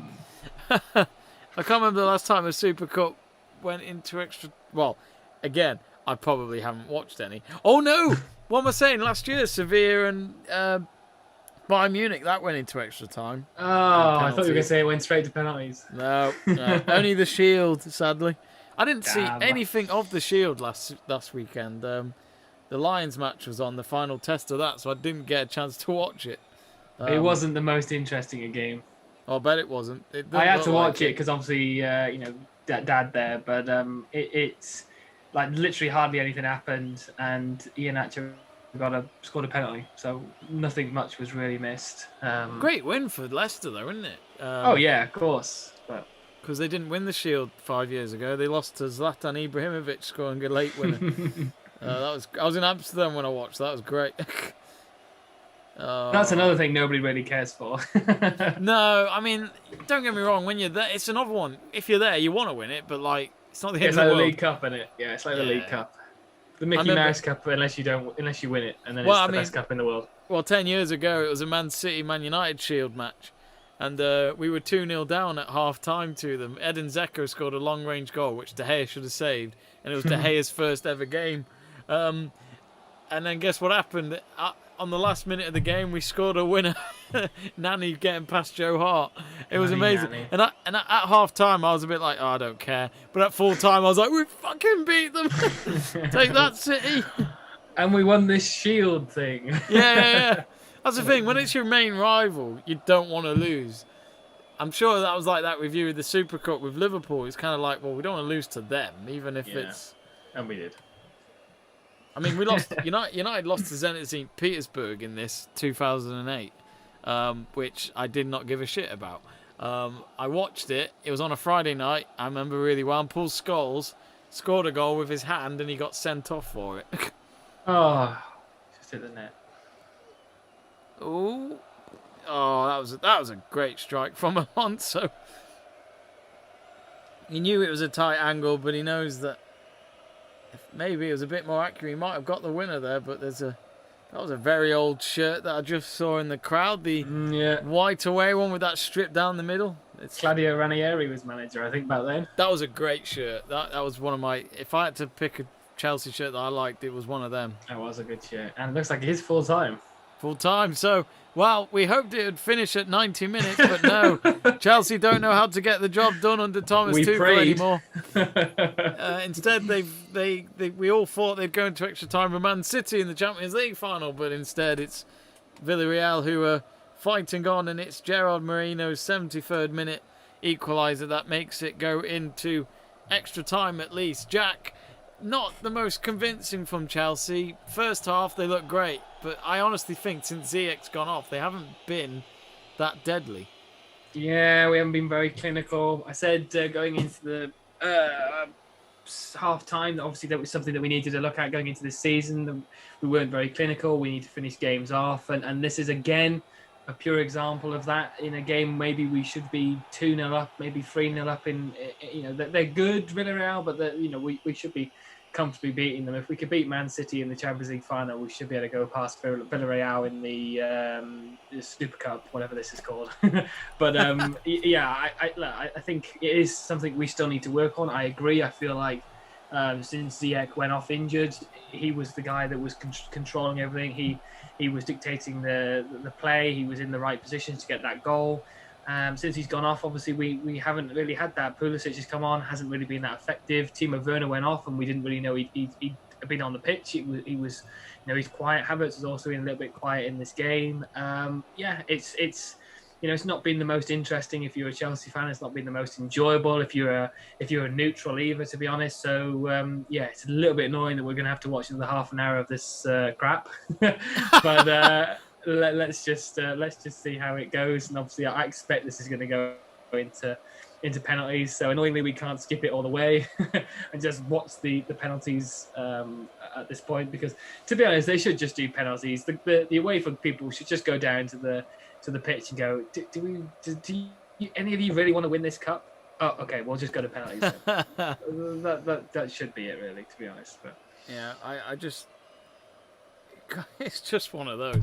I mean, it's a nice thought. I mean, funny enough, next week, which we'll be doing a watch along for, next Tuesday is a Super Cup in Germany between Dortmund and Bayern Munich, which, yeah, it's very rare that you like these kind of games, but that one I'm quite excited about because it's Dortmund and Bayern Munich, Lewandowski versus Haaland. It's like, it's going to be quite fun, that. But, actually, Marco Reus versus, what am I saying?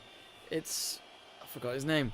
Ex-Mönchengladbach manager is now the Dortmund manager, so it'll be interesting to see him managing Dortmund. So do join us for that on Tuesday night. That'll be with me and anyone else. Actually, we did get a few Dortmund shirts in this big box of football shirts. One with Mario Götze on the back, funny enough, Jack, which is a blast from the past. We did say if the game was dull, we were going to open the box up and see what you've got. But. I mean, behind the scenes, kind of like BBC's Tokyo Olympics studio where it's all fake, Jack cannot see me right now. No, I have no idea. So he has no idea if I'm a woman or a man. He doesn't even know what I'm wearing. I could be naked and he wouldn't even know. Well, that would get the viewers in, wouldn't it?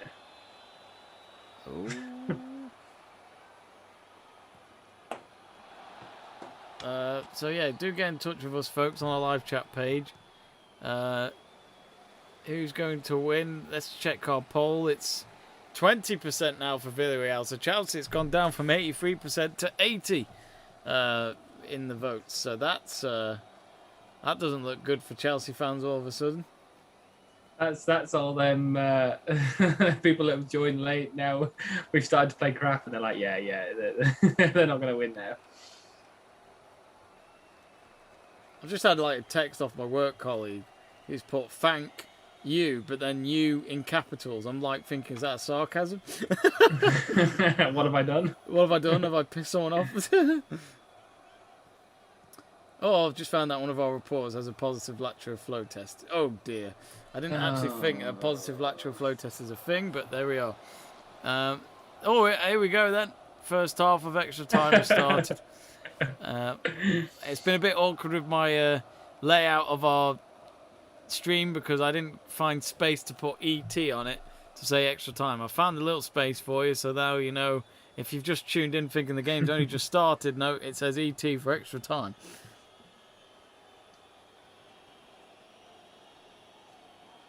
I like the layout we've got this year for the football layout that we've got in terms of what's shown on the website. Oh, thank you. We've got one for each different competition. Good editing skills. I love it how I did all this today, and I'm just doing this for the Super Cup, which is only a one-game format. Damn it. Hey, we'll bring it back next year. Bring it back next year. Yeah, it's all set. I'll save this on my Canva. Yeah. We got... Greg Livingston says, nobody cares about the Community Shield. Well, you would say that because you're a City fan. Jamie Burgoyne says, lads, who's going down from the Premier League this season? I'm saying Southampton, Norwich and Arsenal.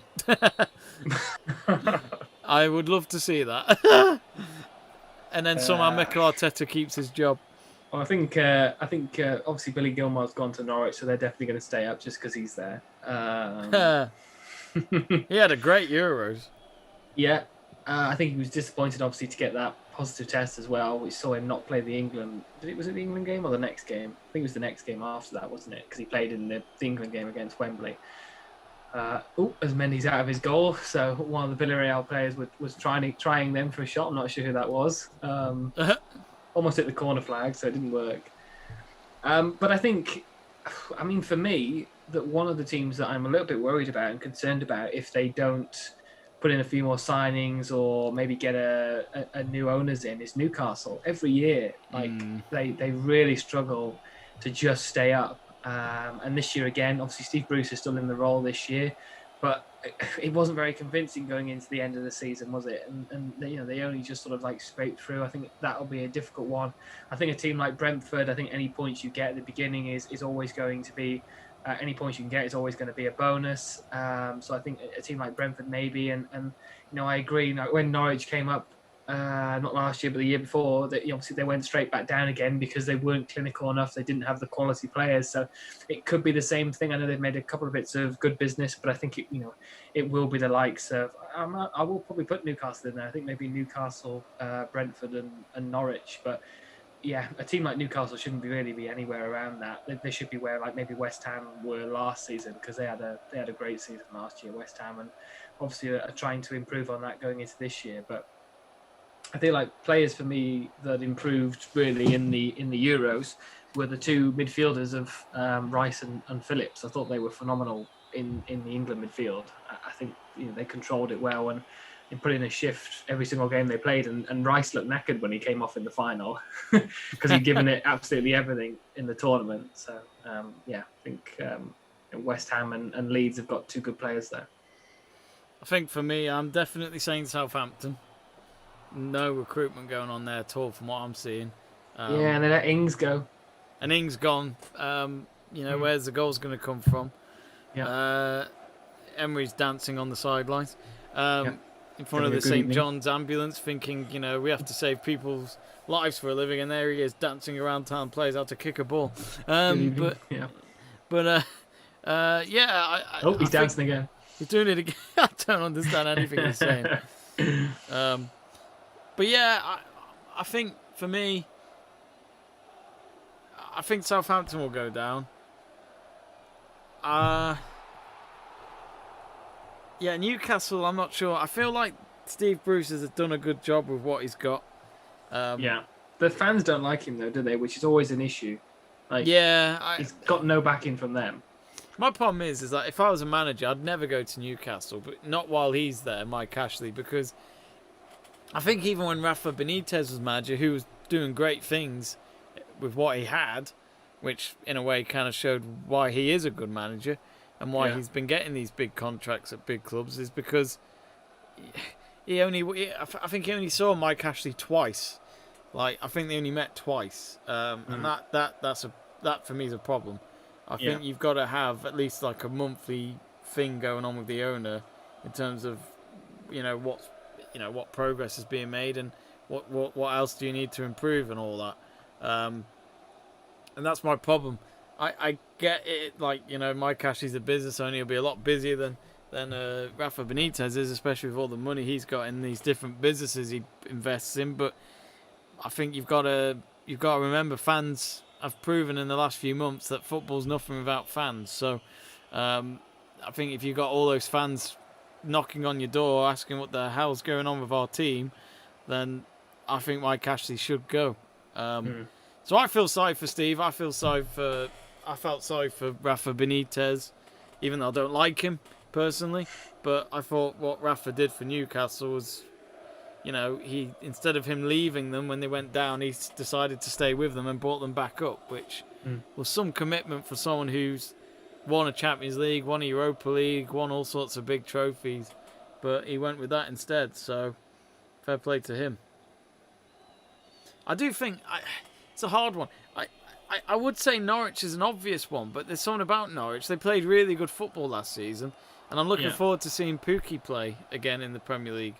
I don't know if Cantwell has joined Villa, but if they somehow kept him, Norwich, then that's a good bonus for them. Yeah, that was the replacement they were looking for Grealish, wasn't it? In terms of bringing Todd Cantwell in for Aston Villa. Same like you said, if exactly. Whether they're just going off that, but no, he was a great player when they were in the Premier League last time round. So if they can keep in, that's obviously a bonus. Like I said, they've made some sort of good signings, even if it's loan deals going into this year, which obviously you need to do. The one thing you don't want to do maybe as a club as well is overspend or bring too many players in. We saw Fulham do that when they brought in all them loan players, and it's a completely different squad that brings you up from the Championship, and they have no. They don't gel together straight away, and like the first 5 games they haven't got any points, and you're already on the back foot. So I think Norwich needs to be smart. They've got a good manager. The worry for them is that they play great football, but they don't get the results over the line. So it could be an issue for them. Let's hope they've learned from maybe the season they had in 2019 and sort of don't make the sort of 2018 and don't make the same mistakes. Absolutely. I think Norwich might go down, but we'll see. But I can't see Brentford going down. I feel like Brentford are really in for it this season, under a good manager as well. I think it'll be tough, the relegation, but I think what we really need in the Premier League is a bit more of a fight up at the top, because the last 2 Premier League titles have been decided quite early on, and they've been one-sided. So I think I'd like to see a bit more competition up there this season. You'd think Chelsea, champions of Europe, should be up there. Not playing like this. No, the Villarreal have played well here. Man United with a bit more recruitment, that you'd think they would be up there again. Man City, I'm sure, are the favourites to win the league. Liverpool, I think Liverpool could have a bad season. I don't know why. There's not been much strengthened or recruitment going on there. Van They've Dijk, got one player in, haven't they? Well, yeah, Canute, but it's not going to change anything, is it? No. You look at Van Dijk and you think he's not going to be able to play 90 minutes yet because he's only just come back, and he nearly was gone for a year, and I just think, is Van Dijk going to be the same again? Is he going to be able to play 90 minutes again? We'll see in the next few weeks, but if not, his career could be a bit of a downer. Oh, I've just seen the cross. Oh, no. Oh, that would have been some goal. Oh, Pulisic, he's a bit angry with himself, but in all fairness, it was something out of nothing. Yeah. Oh, I told you, he got stuck under his feet, didn't he? He came straight from the issue Havertz went onto the ground and just sort of tried to get it out of his feet. Same thing with Pulisic, just got hit. He was, like you said, decent enough to get that shot away, but just wide of the post and runs into the net, unhappy with not being able to get that shot at least on target. But that's the first time I've actually seen Chelsea maybe have an opportunity at goal since the since the first half, I think. It's been a bit depressing in terms of the second half and going into extra time so far. Watching it, if you're a Chelsea fan, it's been very much Villarreal, but hopefully that gets us on. It's a little bit opened up now in terms of the space up front for us. So I've got Pulisic on the ball now. Great tackle from Villarreal. I'm not sure who that player was, but that was a great tackle with Pulisic looking to pass that off to Azpilicueta on the right hand side. I think Pulisic's had quite a busy summer with the US team. They won the CONCACAF Nations League back at the start. I wasn't going to bring that up. Yeah, I wasn't going to bring that up. Yeah, they had to beat Mexico in that and the CONCACAF Gold Cup. But you know, a US team trying to prove their plan might work out in 2026. They really do believe they can win the World Cup in 5 years' time. They've got a great young team coming up. McKennie's in there, Pulisic is in there.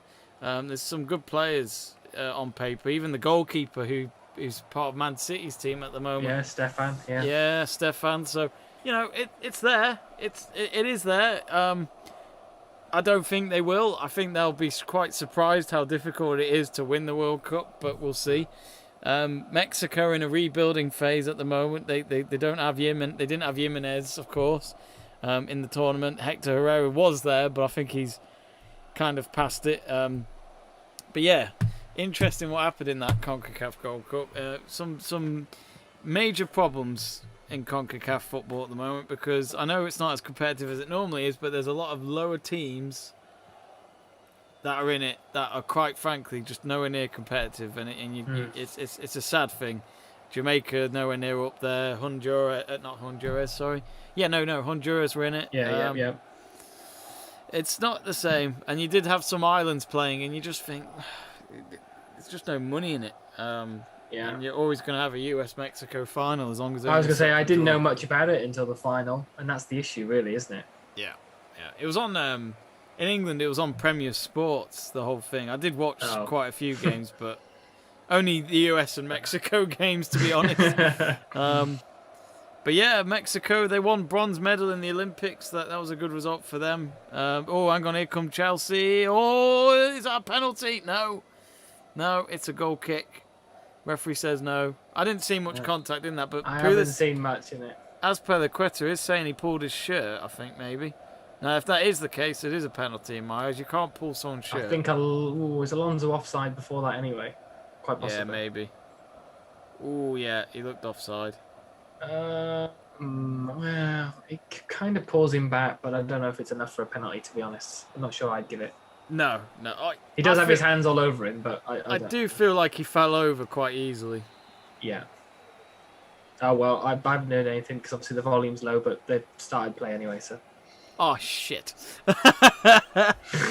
Burgoyne, right, it was in the chat earlier, and I've forgotten all about that. Jamie Burgoyne said, Super Chat, and Jamie will sing Fascination by Alphabet, which I didn't agree to. And Sebastian True has given us £5, which is in Switzerland money.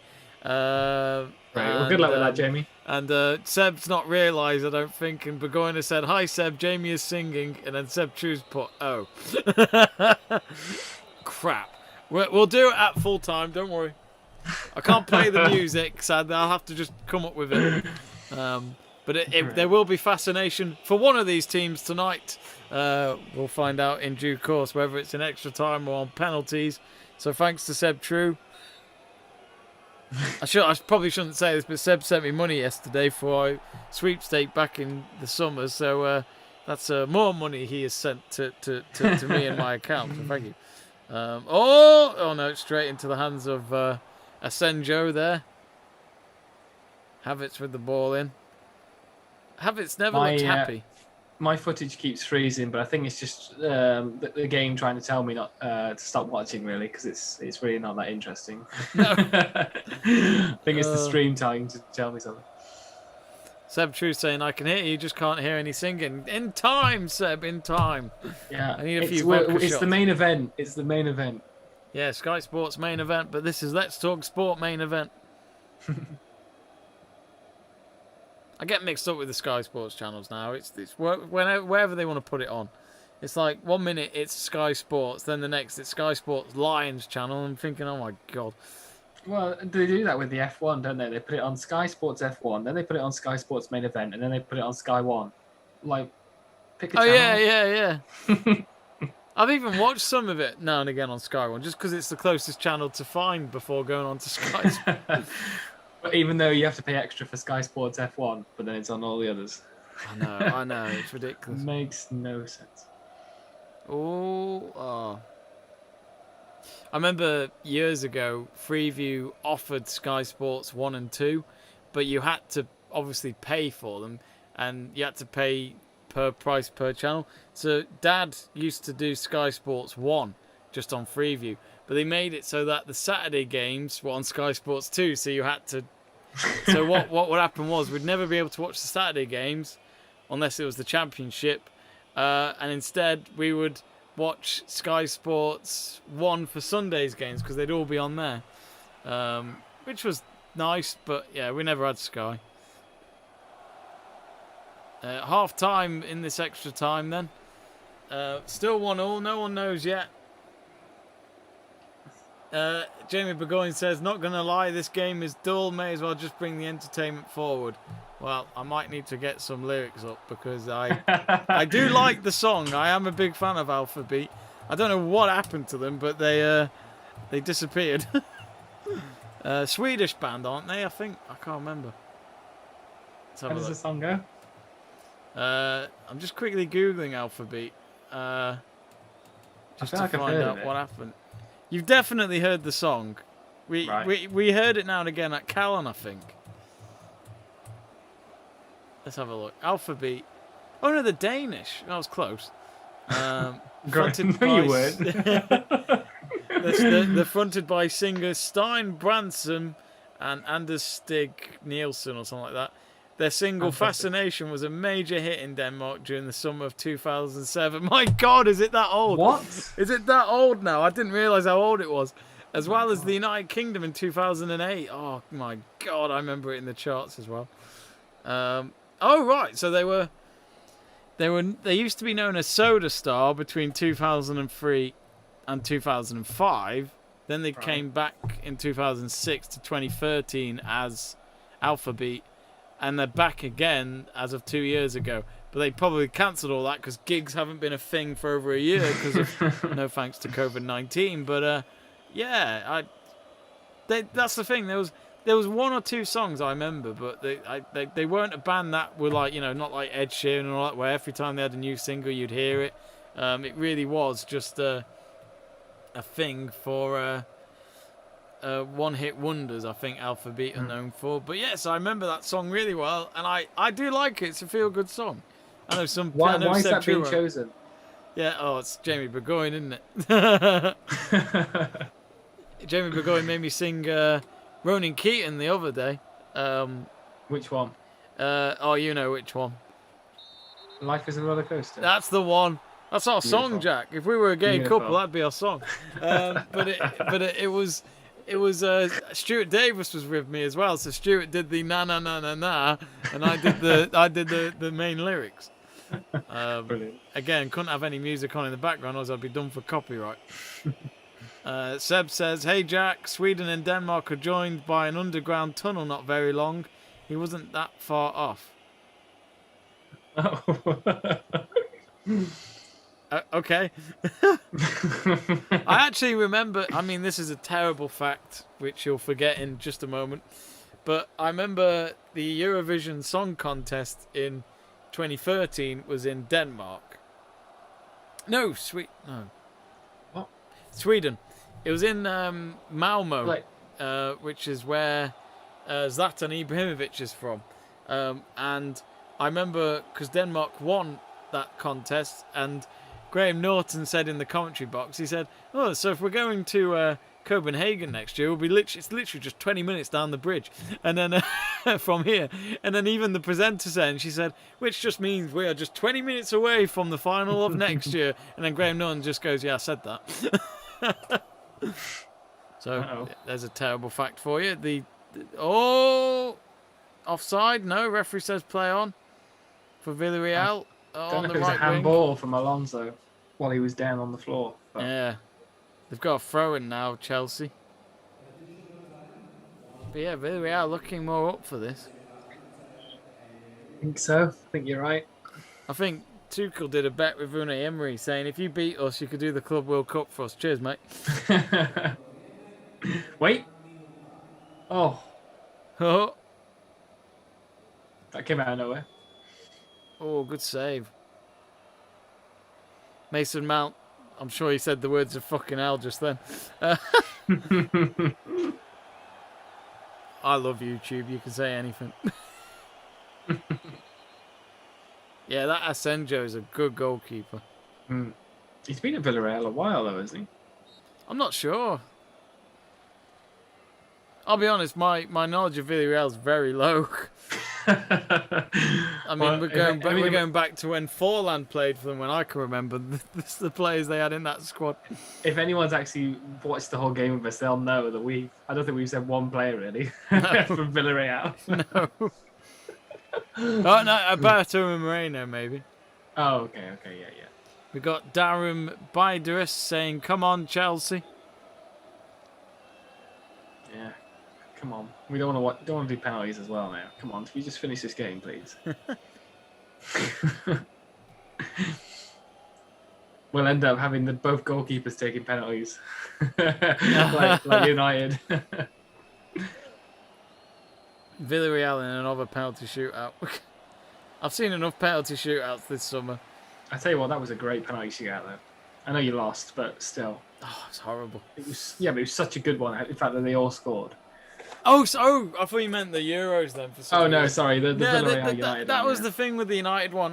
It was such a shame to lose, but like it was one of those where I didn't feel ashamed because I thought, look, we scored every single one until our goalkeeper took it. Yeah. So it was just unfortunate. And a lot of people, you know, well, some United fans blamed De Gea, and I was just like, he's a goalkeeper. It's just unlucky. Yeah. Yeah, it's just one of those. Penalty shootout. The moment it's a penalty shootout, it's anyone's. I'd say that for extra time, it's anyone's game. We've seen extra times in finals, and then that's it. It's just whoever scores, and that's it. No one's got time to recover. And I think as well, I don't know, penalties are a harsh way to go. It's not nice, but it's the only way it can be dealt with. Of course, the women's Olympic final was decided on penalties between Canada and Sweden. Sweden were by far the better team in the whole tournament, but yet they couldn't do it on penalties against a team like Canada who needed to rely on some luck in that tournament. But they did beat the Americans. Yeah. Of course, the men's final went to extra time, but Brazil got a late winner from Malcolm, which Dani Alves with another bloody well win under his name. He never won an Olympic gold before, so he's got everything but the World Cup. Really? Oh, I suppose Brazil in his time, yeah. Yeah, I think he's won Copa America, he's won the Champions League, he's won league titles and all that, gold medal, Copa America as I mentioned, but yeah, he's just never done that. When you think like back in the day, like it was almost a stone cold win, wasn't it, for Brazil when they were going into World Cups with the teams that they had. Yeah. And obviously he's obviously had a long career so far, like you said, won everything, but that World Cup, and you just think for a team like Brazil, and obviously they've got a decent enough squad now going forward, but it's not the same as when you used to fear it back in 2002. I mean, what a squad! Funny enough, even their goalkeeper could play. Well, I was saying during the watch along of that game the other day that because we did one on Saturday for the final, it was only me. It was at the same stadium where Brazil won that World Cup, Yokohama Stadium. Oh, so yeah, Brazil can say that they've won in Japan in that same exact stadium. They've won the World Cup and the gold medal there, so it's pretty cool. They need all the tournaments to be from there, though. Yeah, I remember the final really well. I was only 6. I don't really remember that one.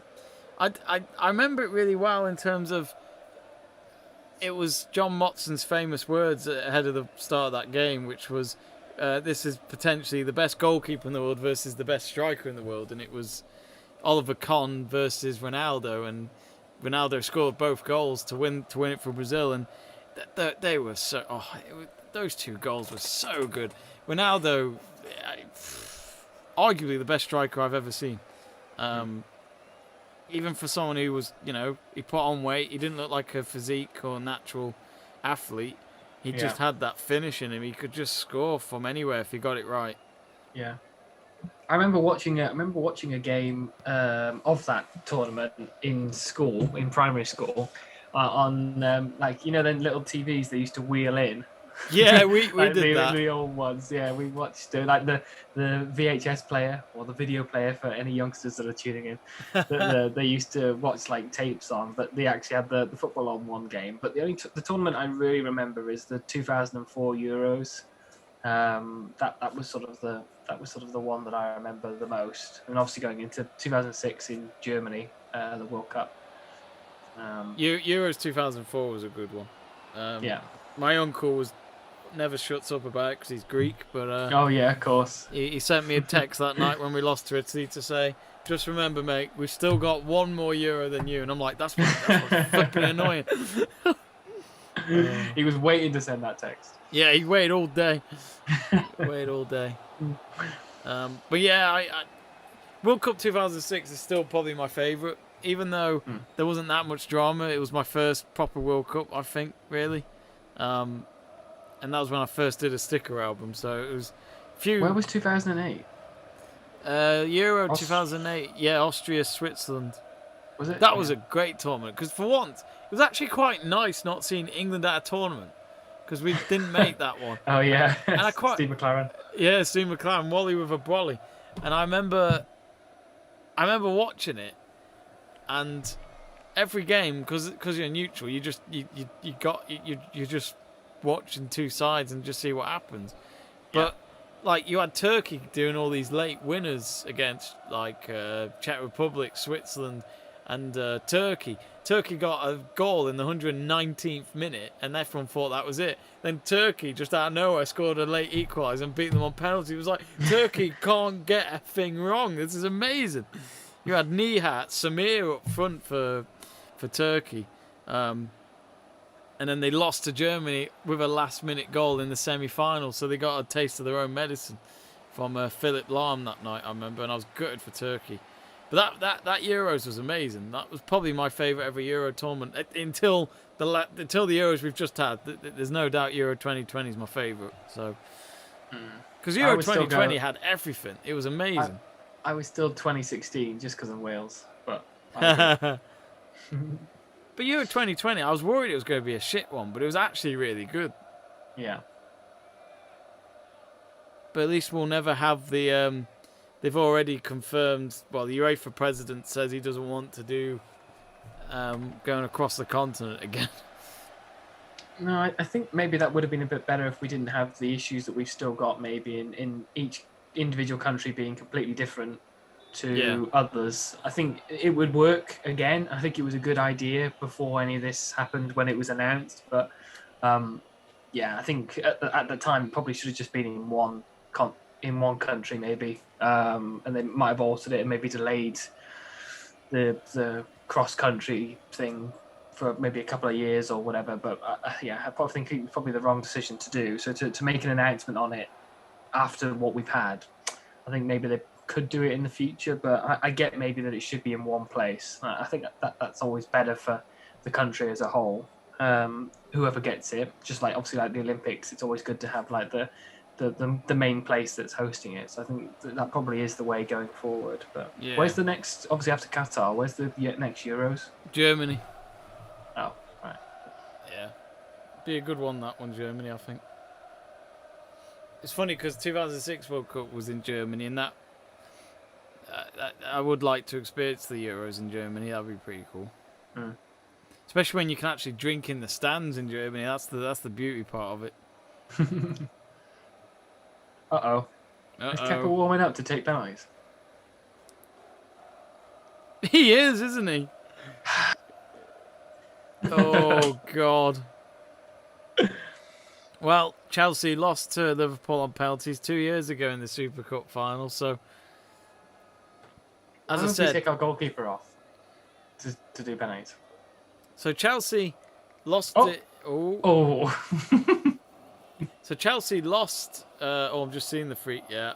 Oh, good save. I thought we weren't going to penalties then. Oh, he's way offside. Don't worry. Yeah. So Chelsea, they lost it. They lost the Super Cup in 2012 to Bayern Munich. No, not to Bayern Munich. What am I saying? Monaco. They lost to Bayern Munich in 2013 in that final. That was on penalties. And then they won the Europa League in 2019. And of course, they lost to Liverpool penalty. So this is their fourth time of asking, trying to go for the Super Cup. Yeah, I just don't think we want to win it. But yeah, I kind of didn't look at it like that. In the space of 3 years, Chelsea have done the double of Europe again, which is Europa League and the Champions League. So yeah, and we're the only team to win the Champions League and then the Europa League. We did it the wrong way round. Yeah, because FC Porto did the Europa League and the Champions League in 2003 and 2004 with Mourinho. Yeah. We did it the crappier way around. Which, from Portugal's perspective, that is impressive. Like, yeah, Portuguese league, no one talks about. Like, in the 2000s, it was quite a big league at one point, but yeah, Sporting Lisbon and Porto. Yeah, I remember Channel 4 used to have Golissimo. Every Saturday morning, they'd show all the goals from all the big leagues. I used to love watching that. Why are we doing this? This is weird. Yeah, Kepa's coming on. I mean, Mendy's had a great night. I don't know. Unless Kepa's studied it, maybe. Have we not got Willie Caballero anymore? Is he still a player for you lot? I don't think so.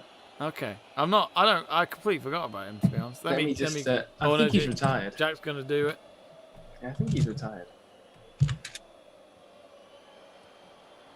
Oh, my stream's gone down. Oh, my phone's run out of battery. I'll have to get my iPad up. Oh, his contract expired. Is he not with a club then? Don't think so. He must be getting old now. He must be what? He's 36? 39. Is he 39? Wow. Yeah.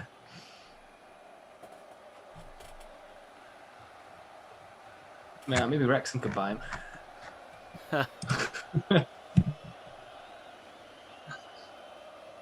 What minute are you on? 1:19:40. I'm on 120. I'm ahead of you. This is weird. Oh God! It must be because it keeps freezing. So okay. I think I've like turned it off and started it a couple of times. Well, don't worry. So... I won't say which way it goes in penalties. Jamie, it's not like it's the Champions League final. I really don't get it. We all remember that Champions League final. Great. This is the thing. I always say this about United and Chelsea. You may have beaten us more, but we beat you in the big one. Even though we were so out of it before extra time, I felt. I think we had a disallowed goal in that game as well, didn't we? I can't remember. I remember you hit the woodwork twice. Oh, Drogba got sent off. That was... I mean, it was nothing, but you shouldn't do it. Like, I remember. I can't remember what he did. Did he stamp out or something? He slapped Vidic across the face. Oh. But not aggressively. It was like a little tap, kind of, like, grow up or whatever. But the referee saw it straight away and he gave him a red. Right. I know he got sent off. I know Lampard scored first. Who scored in the goal in the game? Ronaldo for us. With that header. It was a great header. Thing is, I remember that first half. We could have been winning 3-0. I remember it was after half time. It was all Chelsea in that final. But it is full time of extra time. So after extra time, it's Chelsea 1, Villarreal 1, and yes, we're going to penalties. And Villarreal, they won their Europa League on penalties. I can't remember who that was against, but my memory is very, very selective when it comes to football. So yes, it was a Manchester club. Yeah. I think it might have been. Is it Stockport? Yeah, something like that. Yeah, it begins with. It's definitely not a United team or anything like that. I don't. Well, it could have been FC United. It might have been. Yes, I think you're probably right. I mean, Europa League, Conference League has gone that far down. I mean, yeah. Of course, let's not forget we've got that this season for the first time, the Europa Conference League. And already there's been some hilarious stories that kind of remind me of the FA Cup with lower league teams, which is some Russian team or they might have been from Ukraine. Their numbers were coming off their shirts during the game. So at half time, someone got a Sharpie and wrote their numbers back on the shirts. Oh, brilliant. So yes, we've got penalties here. Let me get rid of the clock because that's no longer necessary. And let's let's change the pen scoreline here so that we'll keep you up to date on what's going on. Tell you what, the pressure on Kepa right now. You've come on with like a minute to go to purposely take the penalty shootout. So you got to save at least one, surely. Otherwise, what's the point bringing you on? Well, the good news is that the other guy didn't save many in that final either against FC United and Manchester.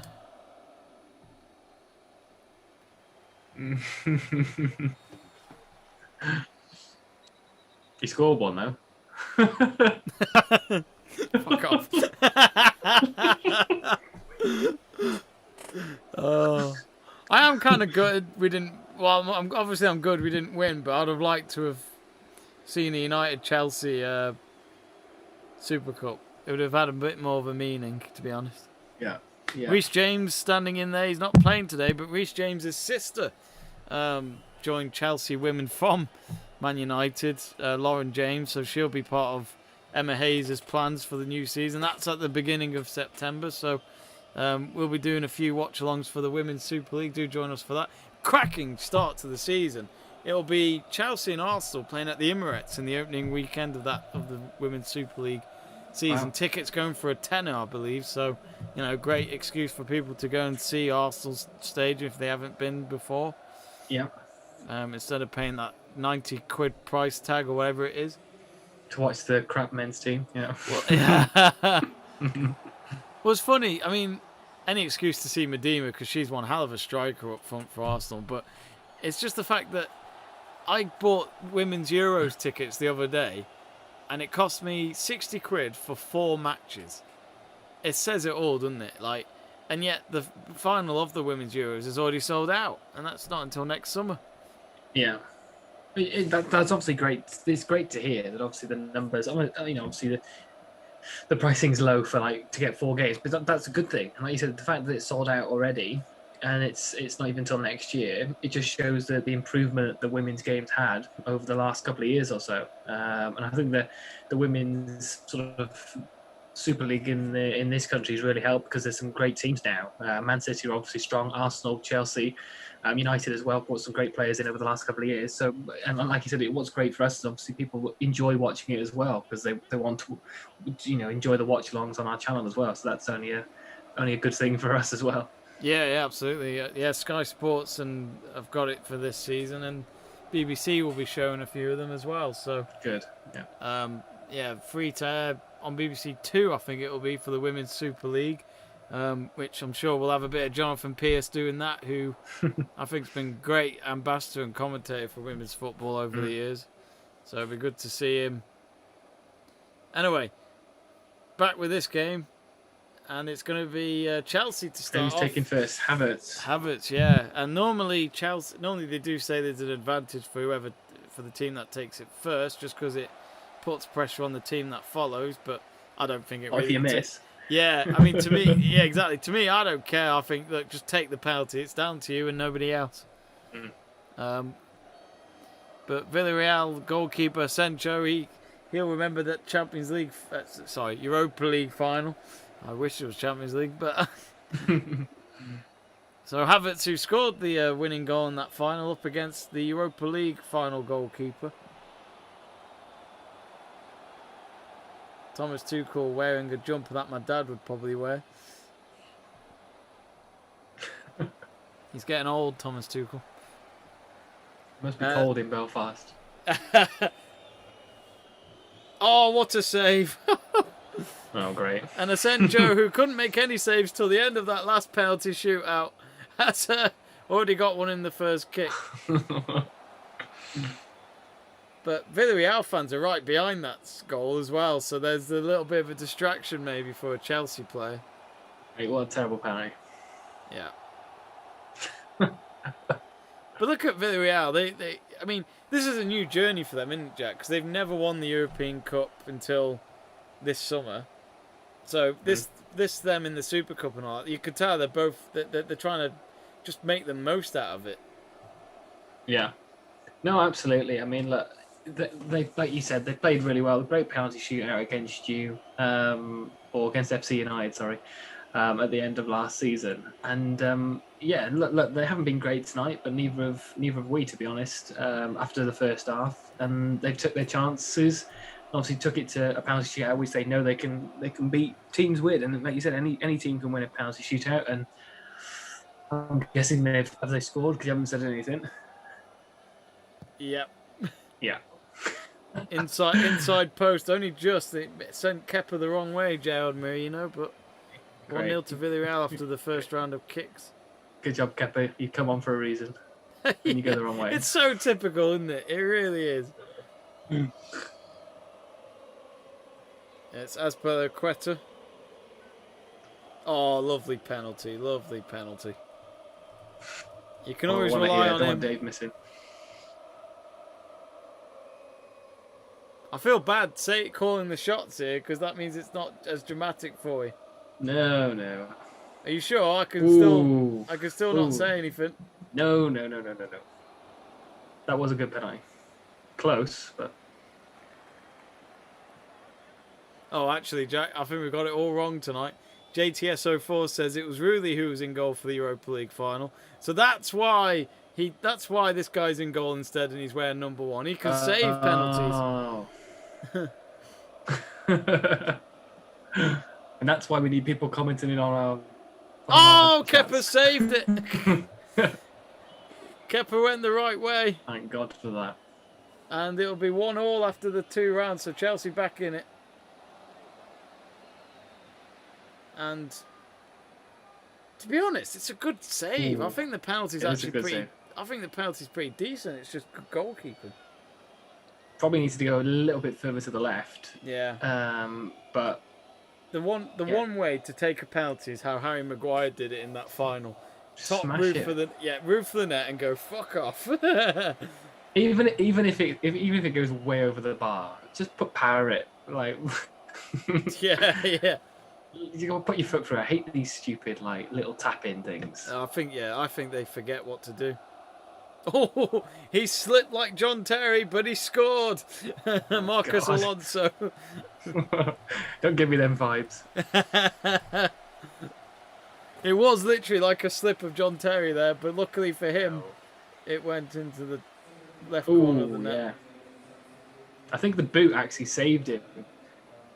Because the one that slipped, I think it guided it into the corner.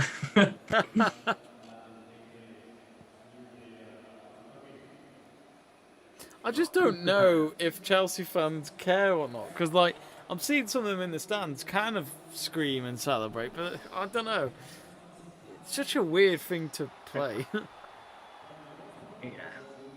This isn't a competition that you have on your bedroom wall, is it? No. Let's be honest. No.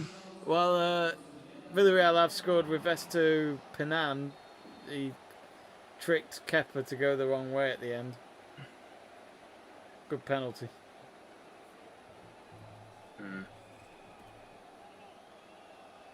Unai Ebony, he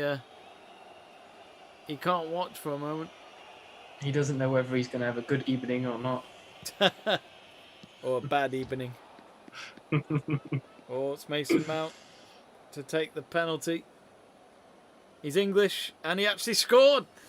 I was going to say he's going to miss, but no, he got that right. I was worried when you said it, and he's English. What do you think of Chelsea's new shirt? The more I'm actually looking at it, the more I like it. But I didn't like the look of it to begin with. What do you think? It's not too bad. I think it's quite brave going with that yellow kind of stripe down the middle or whatever it is. Yeah, our away shirt's yellow again. Do you remember when we always used to have like a high vis coloured away shirt? We've kind of brought that back this year. Oh yeah, the high vis. Like I had Shevchenko on the back of that recently, if you remember. Did you? I sold it. It was hard to bloody sell though. I was a bit of an idiot buying it, thinking someone would actually want it. Oh, Kepa so close. He scores for Villarreal, but Kepa was so close. He went the right way, just couldn't get it out though. Oh, the ref wasn't happy where the position was. Oh. Oh, Petr Cech's watching on in the stands. Didn't get low enough. Didn't get down in time. I keep forgetting Petr Cech is. Is he actually signed for us this year, though? Is he actually on the squad sheet? I'm not sure if he is this season. No, I'd imagine not. He was a pundit on Match of the Day, wasn't he, for one of the games? I remember for the Euros. In the Euros, yeah. It was good to hear from him talk about Czech Republic with a bit of Jurgen Klinsmann. Jorginho, Jorginho's done it again, the little bastard. Down the middle, he got it right this time. Is it sudden death now, or what?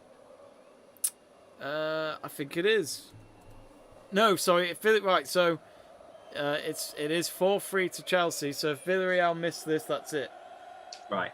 This is their last kick before sudden death. So if Villarreal score, they stay in. If they don't, then they give the Come on, Kepa. Super Cup to Chelsea. Kepa keeps rattling that crossbar. Villarreal fans are holding their breath. Hopefully not for too long, or they'll die without oxygen. It's only the Super Cup. And Villarreal have scored. So we're going to sudden death. So it's just like that final again. With FC United of Manchester, I think it was, playing Villarreal. Oh, good penalty. Who's going to be taking this? Who's taking this, Jamie? It is... Oh, it's Christian Pulisic. Oh, no. He scored against Mexico, didn't he? He did. Last minute goal in that Nations League final. But that was a penalty as well, wasn't it? I think it was, yeah. And then Mexico had a penalty, but it was saved. Oh, nice pen. Nice pen. You do wonder if he should go to Bayern Munich, because I feel like he'd be much better there. Hey. Look, you got to remember, every Dortmund player goes to Bayern Munich. Sancho would be going there at some point. It's just fact. It must be annoying if Dortmund give Haaland to Bayern Munich after they gave him Lewandowski. It's like two of your best strikers have gone to the same club. It's like Southampton to Liverpool. Yeah. Oh, it's another goal. 5-5. Oh God! After 6 penalties, 4th with the goal there. But no, I'm kind of questioning this whole thing of Kepa coming on, to be honest. I don't like people coming on for a penalty, because that's what happened with Sancho and Rashford in a way. Yeah, too late. They came on too late. Yeah, I just think you're not warmed up. You haven't even kicked the ball. You know. No, I don't get. Well, you know, it's getting a bit worrying when you've got Rudiger about to take it. Oh God! And Rudiger's run up does not look good. Oh, no. Beautiful! Oh, down the left. That was a terrible run up. But what do I know? 6-5. Let me have a look. I hope Jack's got the midnight snacks coming in, because it's going to be midnight by the time this is over. Oh yeah, look, that was hardly any run up as well. Honestly, you think just from run-ups, you think they're going to miss. Well, they've got to score this now, Villarreal, otherwise that is it. And it is... We are going to be going to the keepers, aren't we? Oh, God. There's actually a few Chelsea fans putting their shirts over their head. It's a Super Cup. You know what I mean? I don't get the nerves of it. Oh, Kepa saved it. Oh. And Chelsea have won the UEFA Super Cup. Oh, wow. So maybe it was worth it at the end. This is the best trophy in the world. So maybe it was worth it at the end for Kepa to come on, because he has saved it, and they've won on penalty 6-5 after the game went into extra time. This is the best competition. Forget the Champions League. You can tell from Jack's enthusiasm, he's going to get pissed tonight, folks. Come on, good evening. Unai Ebening, or Ebery, or whatever you call him, has been given the Chelsea kick up the arse as a former Arsenal manager. But yeah, Chelsea have won it. But I mean, look, at the end of the day, Jack, they finally got. Look, I don't know the history of Chelsea in the Super Cup in terms of the ones that I mentioned, but I think that might be Chelsea's first ever Super Cup win. Again, I might be wrong, but if that is the case, at least that's probably every trophy in the cabinet now. Yeah, I don't remember a Super Cup win, to be honest. To be honest, I don't even know what the trophy looks like. What does the trophy even look like? It's actually on our screen, in between our two players in the corner. So let me have a look. It's quite a nice trophy. I actually do quite like it. I don't think we've won that before. Well, I quite like it. I remember seeing it at United's trophy cabinet, but we haven't won it since '91 because we were last in it in 2017 and we lost to Real Madrid in the final. If you've won it, you've won it. Doesn't matter. Doesn't matter when. Doesn't matter. As you won it. Doesn't matter if it was 100 years ago. Well, I think with this, I think now is time for the main event, don't you, Jamie? What the trophy ceremony? Yeah. Well, yeah. But I feel like how much money was put in earlier? 5 francs. Wow, which isn't even enough for a pint, I don't think, in Switzerland. So I'm clearly worth it, aren't I, Seb? Thank you very much. Right, let me just quickly have a look. Oh no, they did win it in 1998. Who? United? Chelsea. It was in Monaco between all of them. It was against Real Madrid. Neither team had previously won the trophy. So yeah, Chelsea have won it twice now. And Chelsea apparently won the match 1-0 with a late goal from Gus Poyet. So why were they in that? Well, I know the Super Cup format. It's because Chelsea won the Cup Winners' Cup. That's why they were in it. Okay. So yeah, they've won it before. 28th of August 1998 in Monaco. Oh, there you go. Gus it was probably a bigger trophy back then. Yeah, Gus Poyet with man of the match. So there you have it. Good save in the end. It is a good save. So there you have it. Chelsea winning the Super Cup, which, you know, just that and the Club World Cup alone would be 2 trophies for them this season before they go on to challenge the. Tuchel just kissed Kepa on his cheek. But that's a big moment for Kepa if you think about it, Jack. Because if anything, he might have won trust again from his manager. Yeah, no, I think that was definitely something he needs to do. I feel a bit sorry, obviously, for Mendy that he did the whole match and then missed out on the actual penalties. Because obviously Kepa's going to get a bit of the spotlight now over the performance of Mendy, because he made some great saves during that match. But yeah. Obviously, I think for Kepa, for his confidence to get that bonus. I see Reece James is going full John Terry there in his kit, even though he hasn't played. He took all his bibs and that off, and then just Reece James took all his bibs off, and he's in full kit now. He's in the full John Terry on the Champions League final. Well, it's always good to you're going to win a penalty shootout if Jorginho's in it. He won it against Spain. He won it against England, even though he missed. And he's won it here in the Super Cup as well. So Jorginho might just win the Ballon d'Or. Champions League, Euros, and let's not forget the Super Cup, the one that everyone's thinking about. Yeah, absolutely. Technically, Jorginho should win the Ballon d'Or because the last few years have been down to who's won the trophies. So technically, it should be him. But yeah, I've just seen Thiago Silva's hair. Oh dear. Yeah, they've all had the same barber, haven't they? Let's be honest.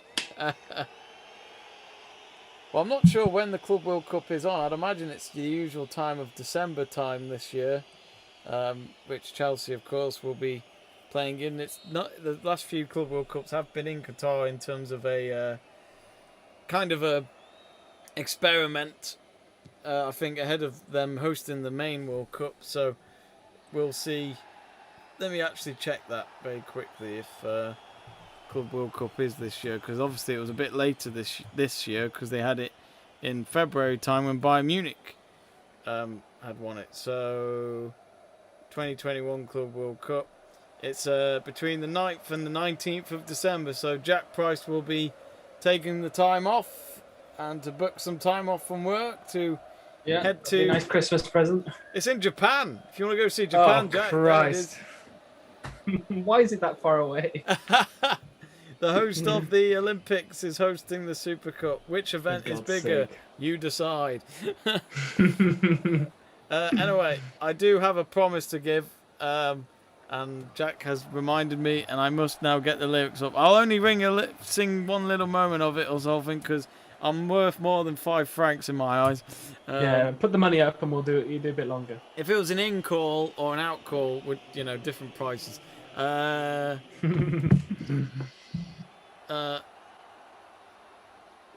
here we go then.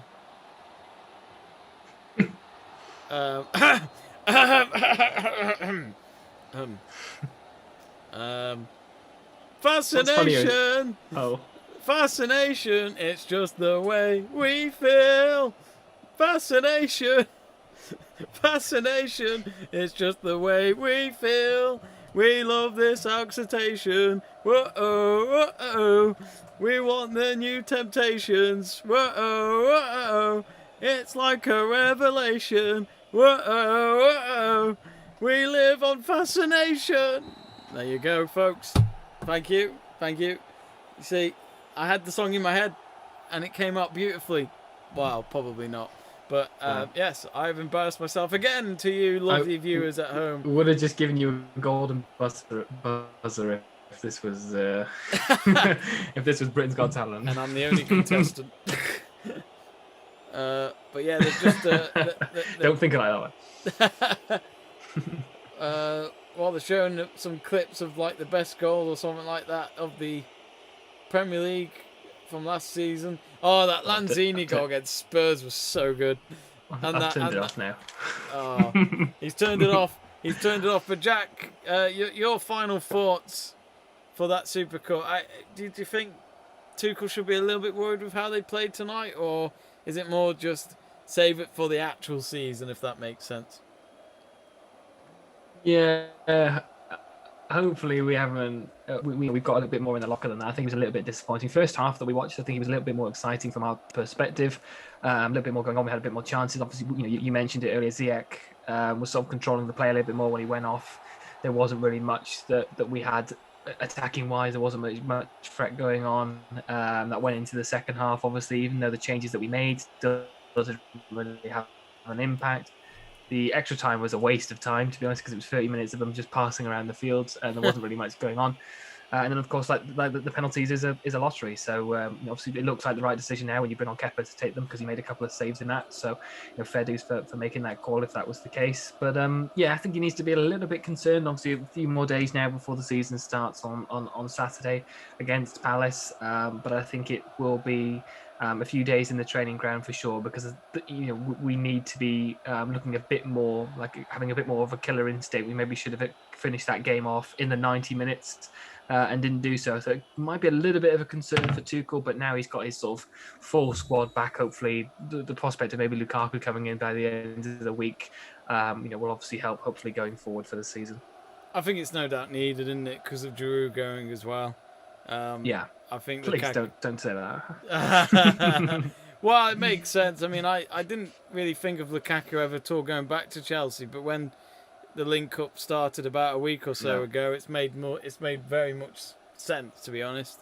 Even though he's coming from another Milan team, it's one Milan player in and then one Milan player out, but from two different clubs, but in the same stadium. So the referees are getting their medals and such from the UEFA president. The UEFA president, every watch long we've done, he's been there giving out the medals. He did it for when me and Luke did the Euro Under-21s final, the Women's Champions League final, the Men's Champions League final, the Europa League final, which I wasn't there for. I was somewhere else that night.